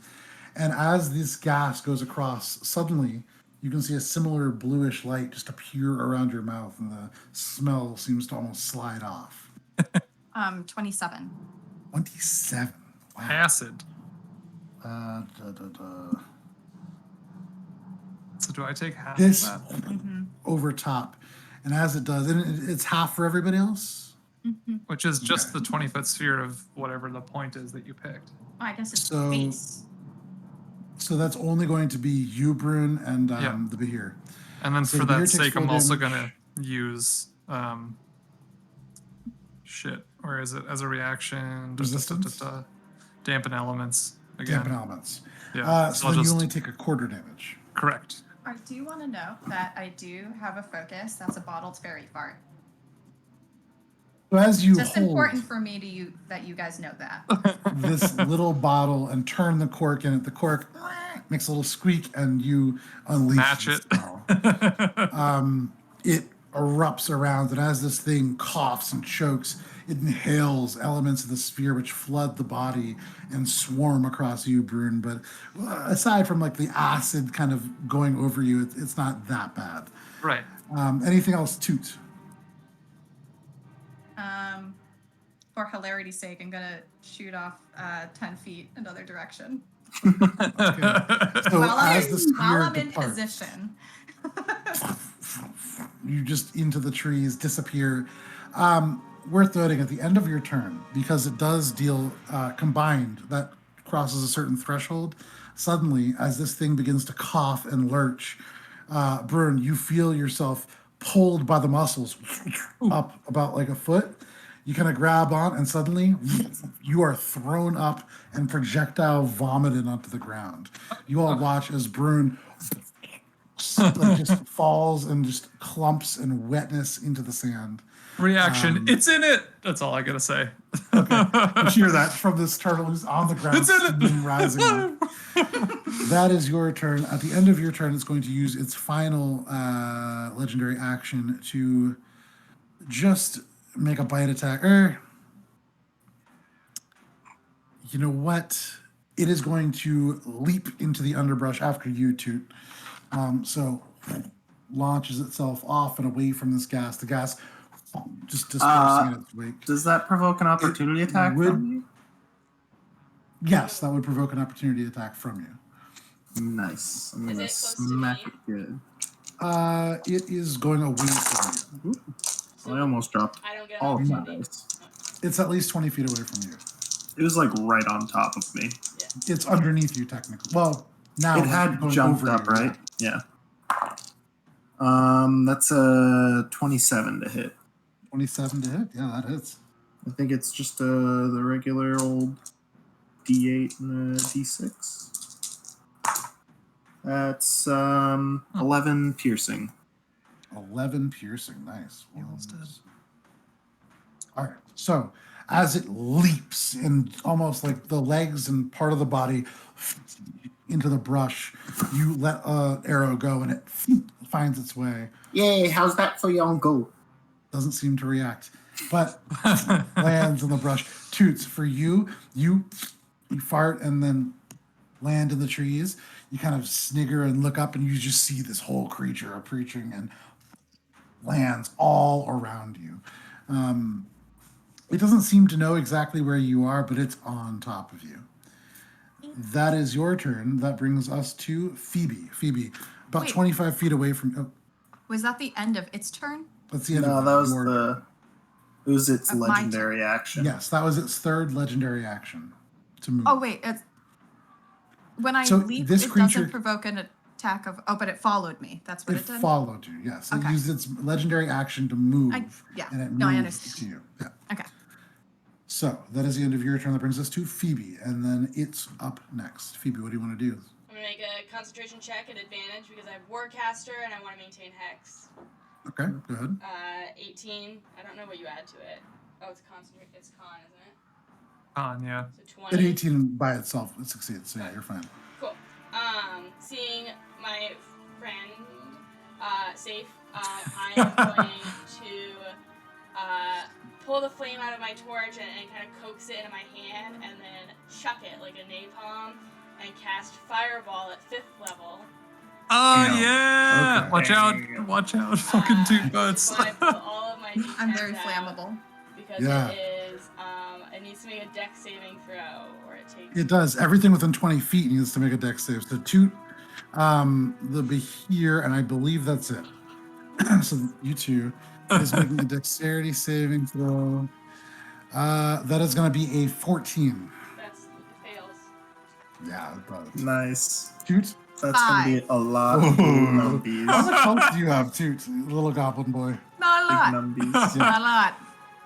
I'm sure it's fine. I don't even know how to start with this math. Alright. 7 plus 7. I should just get my calculator out. 1 second. This is a lot of damage. It's a I lot, can't- I'm not gonna know I my can't math. help. I Lot can't of help. numbies. I'm sorry. I wish I could. I already used my reaction for myself. Yeah, can 'Cause I was probably go being try to eaten touch alive. you and give you a little cure wound. Or wrap it up in a bandage or something on the next couple of times. Rub some dirt in it. I am picturing you Yeah. kind of like Rafiki, like shaking the trees and saying that to me. Like You have "It's the bow okay, just cure above your head. wounds." I Yeah. only rolled Yeah. 1 die under 10, and it was under 5, and it Okay. was a 4. So it's 72 damage. Damn. 4 for my Genie's Wrath, plus, a d6 for my, Hex. I'm out. Damn. So an additional 9 damage plus 72. So that puts an 81 for that and 76 damage for you, Toot. 76 for Toots? I'm out. No, oh, no. 76. 76 puts you to 1 HP. Holy shit. I love it. So you Yeah, reach into the feel that lantern. The wound. lantern kind of opens up, and you can see as you reach in, the flame almost draws away for a second, but you coax it out, and as the flame rolls into your hand, you take it and just lob it. And this fire almost dies in the air. You can see it becomes just a single spark before it touches the ground and just explodes. The surrounding brush ignites. The trees are pushed almost horizontal. You hear cracking of wood as trees are broken in half. The Behir roars, lightning overhead. Toot instantly just unconscious, or almost Almost. unconscious, burnt horribly. Toot, for you, from your Naked. perspective, Just naked. for your Naked perspective, goblin. you farted and everything exploded around you as the Crispy Behir goblin. landed. That's like a pretty brutal. That's the worst fart you've ever had. That's a tall Think- tale think- to tell Thinking about everyone. those beans. Yeah, you fart and as the fire dies down, this smoking naked goblin just single hit point left. That is phenomenal for so many reasons. Okay, so that was a total of 81 points of damage. That puts us at... Okay, Matt, Hurt. fantastic. Hurt It is Bahir. hurt. As the smoke is kind of going, there is fire scattered across the 20-foot radius and beyond. The tar, about 5 feet of it is alight, and the fire is crawling across. And you would imagine very quickly this entire pit will be on fire.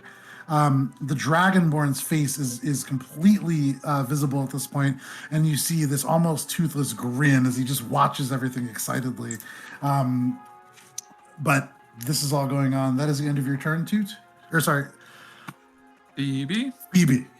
Anything else? It is. Okay. Yeah. That brings us to the Behir's turn. As it is on fire, burning. I believe at the beginning of its turn, it takes damage from the vitrolic sphere again. At the end of its next turn. The end of its turn. The end Okay, of it. so we'll get there in a second. At the beginning of its turn, it is going to see if its lightning breath recharges. It does not. So it is going to look down. It's no longer concerned with Toot. Actually, interesting point. It's not that smart.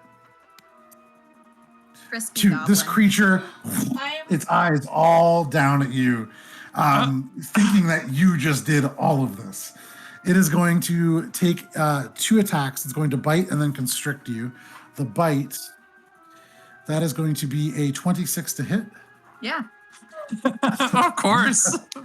That is going to be. She's a 4, sorcerer. What are you 5, talking 6. about? You got pretty lucky. That is going to be 6 points of piercing damage as it. Or sorry. Bite. 12 points of piercing damage as it snaps onto you. And as you do go unconscious and it feels you go limp in its mouth, it snaps its head back and it is going to swallow you. You are unconscious, and so you automatically fail. You guys watch this tiny, naked, singed goblin body go up in the air, and you can see the Behir tosses the body limply. It goes end over end. Is before there it opens one its more mouth. fart right before it eats her? And as Toot disappears, you guys all hear a little as it disappears into the mouth and snaps shut. Toot now falling in the acid. That is its first attack. It only took the bite. It does have no one else to take the other attack against, so it's going to turn and scour the battlefield. But that's its turn. But At the don't end of its turn, Yeah. go ahead and roll damage for the vitrolic sphere. Toot still does things. It's that last little fart at the very end. A little bit of acid splashes it in the face. Honestly, big sense for eating me. That's disgusting. Yeah. Okay. And a mother would be like, "Get that thing out of your mouth." You No, know it's where it's at." the initial damage. Yeah, exactly. It's the same as the original roll. And another 5 for acid damage at the end of its turn. Sorry, I rewrote that. I'm reading it to you now. Giving it acid reflux. So even unconscious, Toot is letting the last of the farts escaping Toot's body, more acid just kind of flinging into this already terrible mixture within. That is I'm sorry, I just erased it. It is a 15. 15, not bad. I saw the E. little box. So you can see as this goblin disappears, the Behir scours the rest of the battlefield and then opens its mouth. You can see a little green gas escape as it burns. That is its turn. That brings us to Brun. You are up. You are prone on the ground, Yep. covered in goop. Yep. What would you like to do? Okay. How far am I from it? It crossed, went all the way. You're about 30 feet away from it. Ugh, 25 boo. to 30 feet. Well, if it's 25, I can reach it. We'll say it's 25. It's a long. Okay, perfect. So with Shillelagh still active, I'm going to use It is? Spirit Guardians as my action, Amazing. casting it. What does it look like? What are the guardians? So look Spirit Guardians are flaming moths. They're flaming, brilliant, golden moths that just like swirl out from the tip of the staff and from the focus that I have in my little satchel. So like 2 weird interconnecting spheres just like orbiting around me as I just charge it. And then I'm also going to, well, I guess I'll just charge it because it's just bonus action. Yeah. Or rather regular action. I don't have bonus action to attack it, but I'll get within the 25 feet so I can engage it again. Okay, so you get within 25 feet. And Spirit Guardian, this is Spirit Guardians, correct? Yep. So these when I mobs cast just- it, any creatures designating it, I'll just only designate it as the target. Therefore, everyone else as not it. First time it's within 15 feet of me, so 15 feet of swarming, burning, golden moths. It needs to make a wisdom saving throw. Okay. Noted. That will be at the start of its turn. Anything else? I mean, I guess as a bonus action, I could probably do... Hold on 1 second. No, I can't do another spell, right? Spirit Guardians is the bonus action, I thought. No, it's a regular action. Oh, But spiritual it's a spell. weapon is But a it's bonus a action. it's a spell, so I can't do another spell. I can only do a cantrip if it's a bonus action. Correct. Which I guess, let me just double check all these guys. This is all new to me for, no, I can only cast Shillelagh again. All right, I mean, that's pretty much it. Okay. Bonus action, I'll be like, hey, you ugly. I don't know, that's it. You hear that from beneath you, Yangu. What do you want to do, Yangu? You hear Yangu agree with you.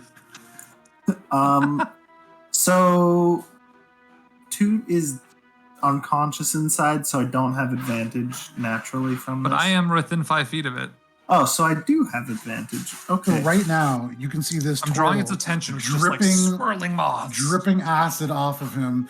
There's these fiery moths that just fly all around, creating a sphere around the turtle. The fiery moths are creating almost like a shimmering light that makes it very easy to see. Yeah. I'm gonna be like, yeah, give me back my friend, mate. Yeah. You gotta stop swallowing things. I rolled a d12 for that, but that was 28. 28 hits? Yeah, 28 with the D12. It's crazy. It was the second die was a d12. It was like a 6 or something, but the other one was a 17. All right, numbies. Let's go. Big numbies. Ooh, all right. That's another 27 piercing damage. Damn. 80. Sorry, mathing. Okay. And This thing is starting to look hurt. As that arrow strikes into it, there are now multiple arrows peppering the blue skin. This watery blue liquid running freely, kind of leaving a wake. This is looking kind of hurt. Yeah, one more for your mother. That's a 30 for hitting. That's A gonna 30? hit. That hits, I'm gonna Go ahead. A 30 for hitting. For your mother. Yeah, 30 for your 30 to mother. hit- 30 to hit your mother. Yeah, and that's another 10 piercing damage. My mom's Yeah. AC is 31. Is it 10 piercing damage? He's a Yeah. what? That right into one of the eyes. You can hear it hiss and curl away. Because that does break the threshold. Toots, you are unconscious, but your body onto the ground and slides 10 feet in the sand. Okay, so I'm not like This is when great. it's smoldering anymore. It's been put out. That's good. How far away is Toots from me now? About 30 feet, between 25 and 35 feet, because you're roughly the same place that Brun was. And I'm also Okay. 25 feet up, right? Yeah. So I'm going to climb down with my movement speed, which is 35. So I have, I think, a little bit of extra movement. You'd have 5 feet at the end of that. Okay, and then I'm going to bonus action dash the rest of the way over to Toot. Okay. So And- bonus action and movement, you still have your action left. No, I just No, did you it used twice. it two Oh, because of the times. attack, right. I just Sorry. I sent it With all the to legendary my- actions, it definitely Yeah. screws the thing. So that's the end of your turn? Yes, that is it. Okay. At the end of your turn, it is going to, the only creature that's with, well, okay, it's going to use 2 of, oh, you're right within, it's all pretty much 3 of just you are within Yangu, range, right? huh? Well, no, it's the 3 of you are all within range now. It's Toot, Yangu, and Brun. You guys are all within 5 feet. Correct. So it is going to just swing its tail out and try to hit all 3. Okay. However, that is a disadvantage for each one. So that is going to be first for Yangu. That's a natural one. So I'm going to say, it's gonna Yangu, for you and Toots, it swings and kind of trying to get you. It's unable to swing at Toots, but that is going to be just a 20 to hit for you, Brun. Oh, that ties my AC. That is a hit, unfortunately. So close.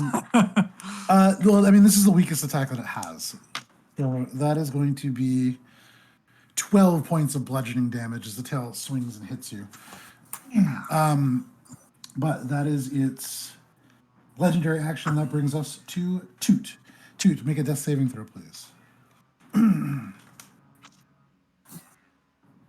right, I'm in the clear. 12. It's That's over 10, right? Over 10, yeah. So Okay. one success. That brings us to Pheobe. Phoebe, what would you like to do? Oh, technically, actually, on the end of your turn, Toot, it is going to make a bite and potentially a swallow attack against you, Yangu. Oh, I thought me again. I'm like, Brun. No, you're kind of unconscious. Yeah. That is going to be a 29 to hit. Yeah, that first one hits, mate. So, go ahead, and you're a medium creature. Yeah, but if it's making its second attack, I get a higher AC because of my skirmisher ability. It's not It its isn't turn, going though. to make a second attack. It is going to just swallow you. Oh, So as it bites in, you expect the damage to take hold, but it lifts its head up. You feel your feet leave the ground, and it gulps you down. The darkness overtakes you as you travel down, the muscles pulling you down into its stomach. Is there no save? No, it's as long as the attack hits. It doesn't deal damage. It just swallows. Damn. because it does. Wait, because it does grapple. Yeah, it just grapples instead. It doesn't actually do the damage. It can do 3d10 plus 6 piercing. Doesn't damage it by need instead. to already be grappling me though? Is grappling. Yes, that is true. It does need to be grappling you. So instead, you are just grappled now. So just for flavor, like we're in going to its change that mouth. to constricting. It is not in its mouth. It has just wrapped its body around you. Ew. Oh no, you don't, mate. That is its bonus action. Phoebe, what would you like? Or its legendary action. Phoebe, what would you like to do? Joe, I made a mistake and I want to rectify it. Okay. I rolled d10s, not d6s, so I'd like to return 72 damage and roll new damage. Okay. For how much? At this point, it's a little bit too late, so we're just going to roll with it. Okay. But in the future, good to know.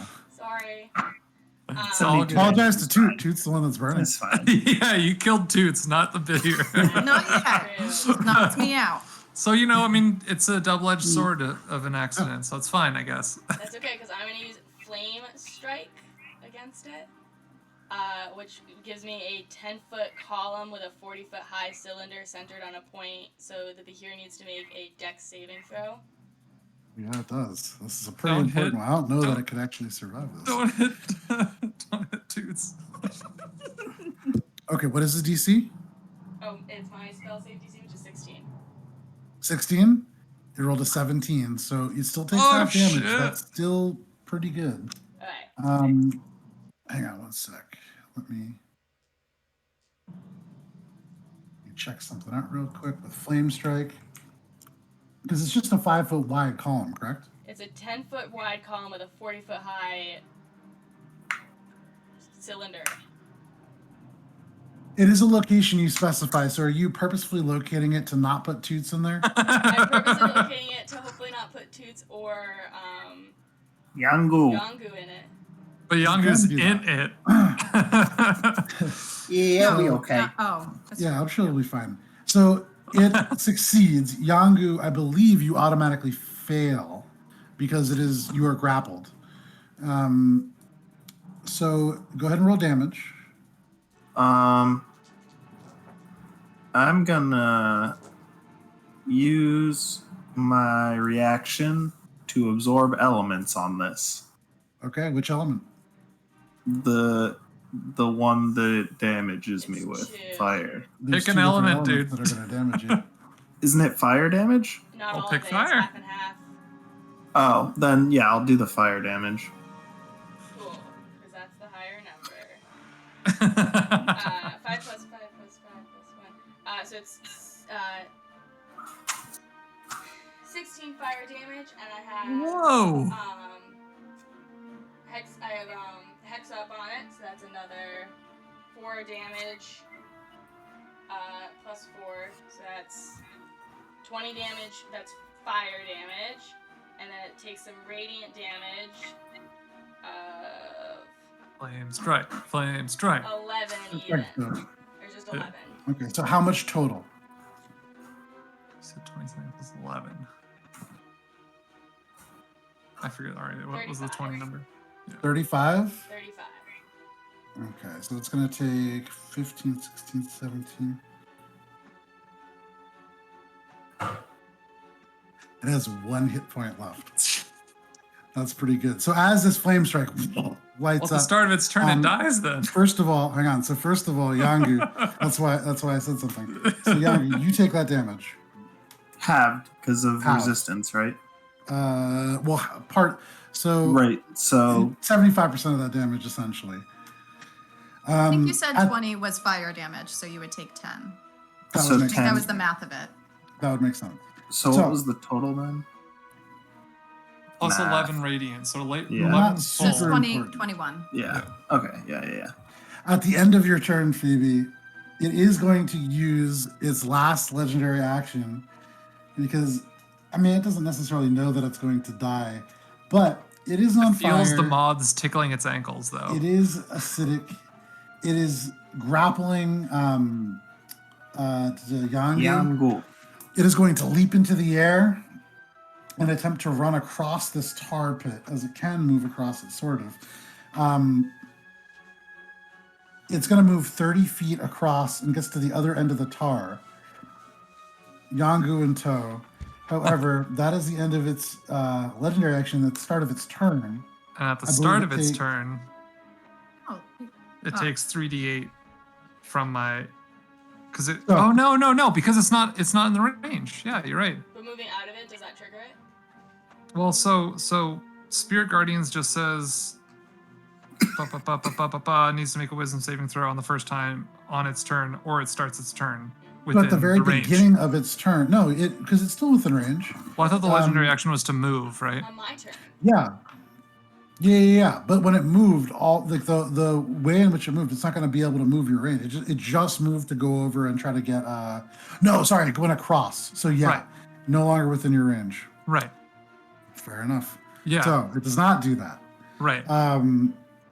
So it's still alive, Yeah. and it's just gonna.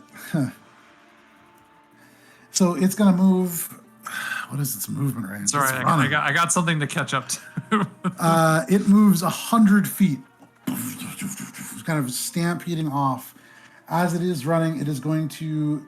It doesn't have a bonus action, so it's just blindly charging into the woods, dragging you, Yangu. I got this. It's not smart enough to do anything else. That is its I got turn. this. Toot.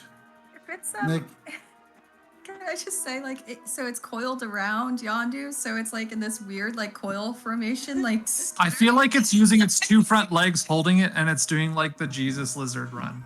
the tail and the back is now wrapped around Yangu, and it's Okay, running all right. all the It's way. the tail. I was thinking the center, so it's like this weird Roller whoop. coaster. Yeah. It's just running sideways like a scared cat.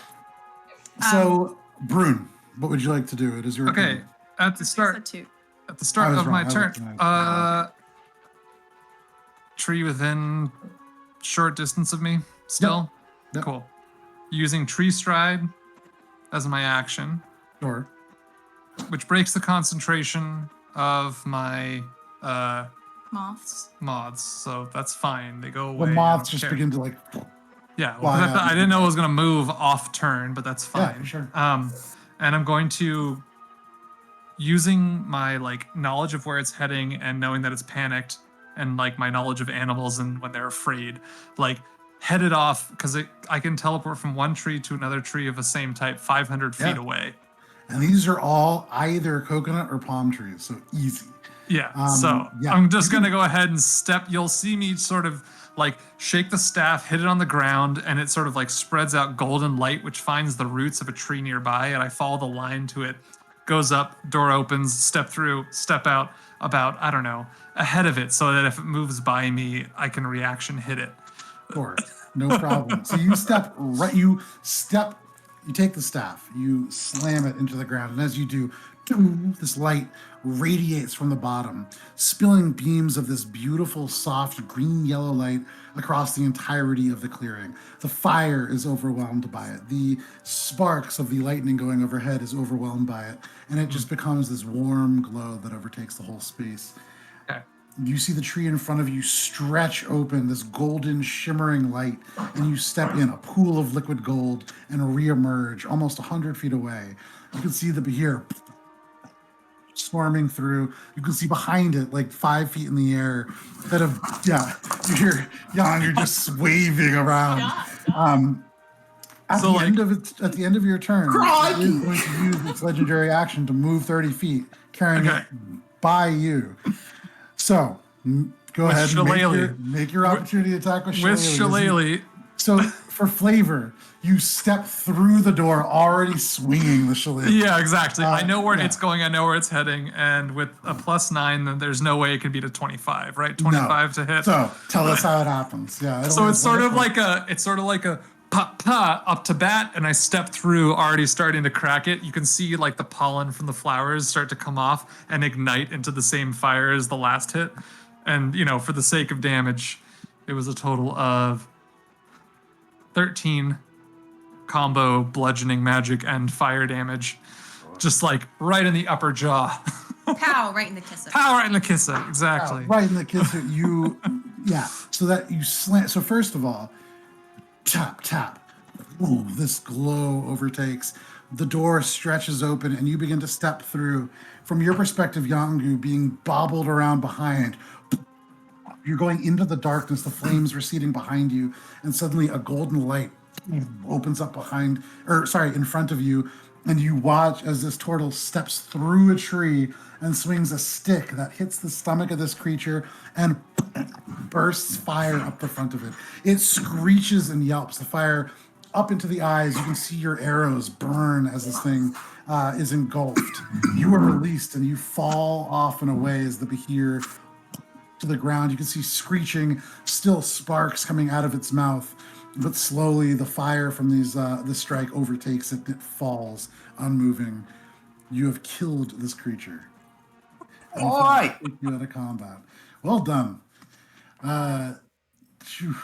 Barely even broke a sweat there. I rush over to Toot to medicine check to resuscitate, CPR her. Stabilize. Make a medicine check. You run over to this tiny, smoldering I don't know if you want goblin. to CPR me. Or like, if you're like, it's good. You have to take your fingers. It's like the infant version of CPR. You go over, and as you squeeze down, It's deflating me. and all of a sudden, as that first fart goes in, it's like he draws breath the other way and just breathes in. It's like one breath in, one fart out, one breath in, one fart out. But Toot is back. Well done. Toot, you come to the behir smoldering or just in the distance from you. Well done, and you have slayed this behir. For brevity's sake, it is 12:30. Sure. You have slain this creature. I would say a prayer over the creature to oh goodness, what's the name of the deity? Hyasha? Is that how you pronounce it? Yeah. Yeah. So I'd say a prayer over the beast to Hyasha, apologizing for destroying it, but glad to return it to its natural state of circle. Yeah, let's carve this thing up and get the goods. Yeah, and then Get I'm the goods, assuming get you'd out be of doing here. that. Yeah. So you take a moment and you say this beautiful little prayer, and you really honor the fallen creature. And then as you're doing this, all of a sudden you hear the footsteps behind you, and you turn and look, and you can see Yangu just kind of beginning to already carve open this creature. Yeah. Waste not, want not.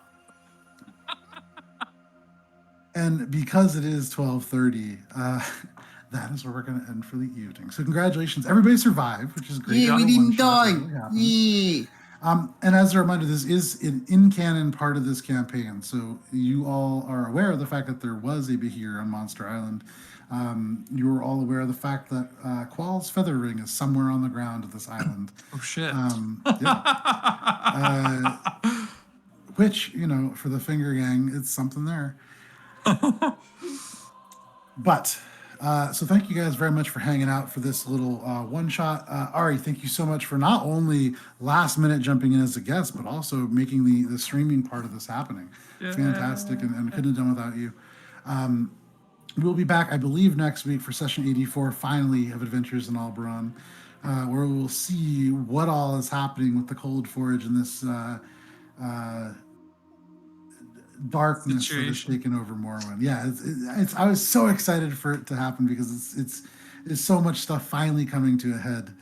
But that will be next week. For now, thank you guys very much for hanging out with us. Until then, stay safe. It is a crazy world out there. We'll see you next week at 8:30 p.m. Eastern Standard Time here on twitch.tv/AlberonRPG. See you then.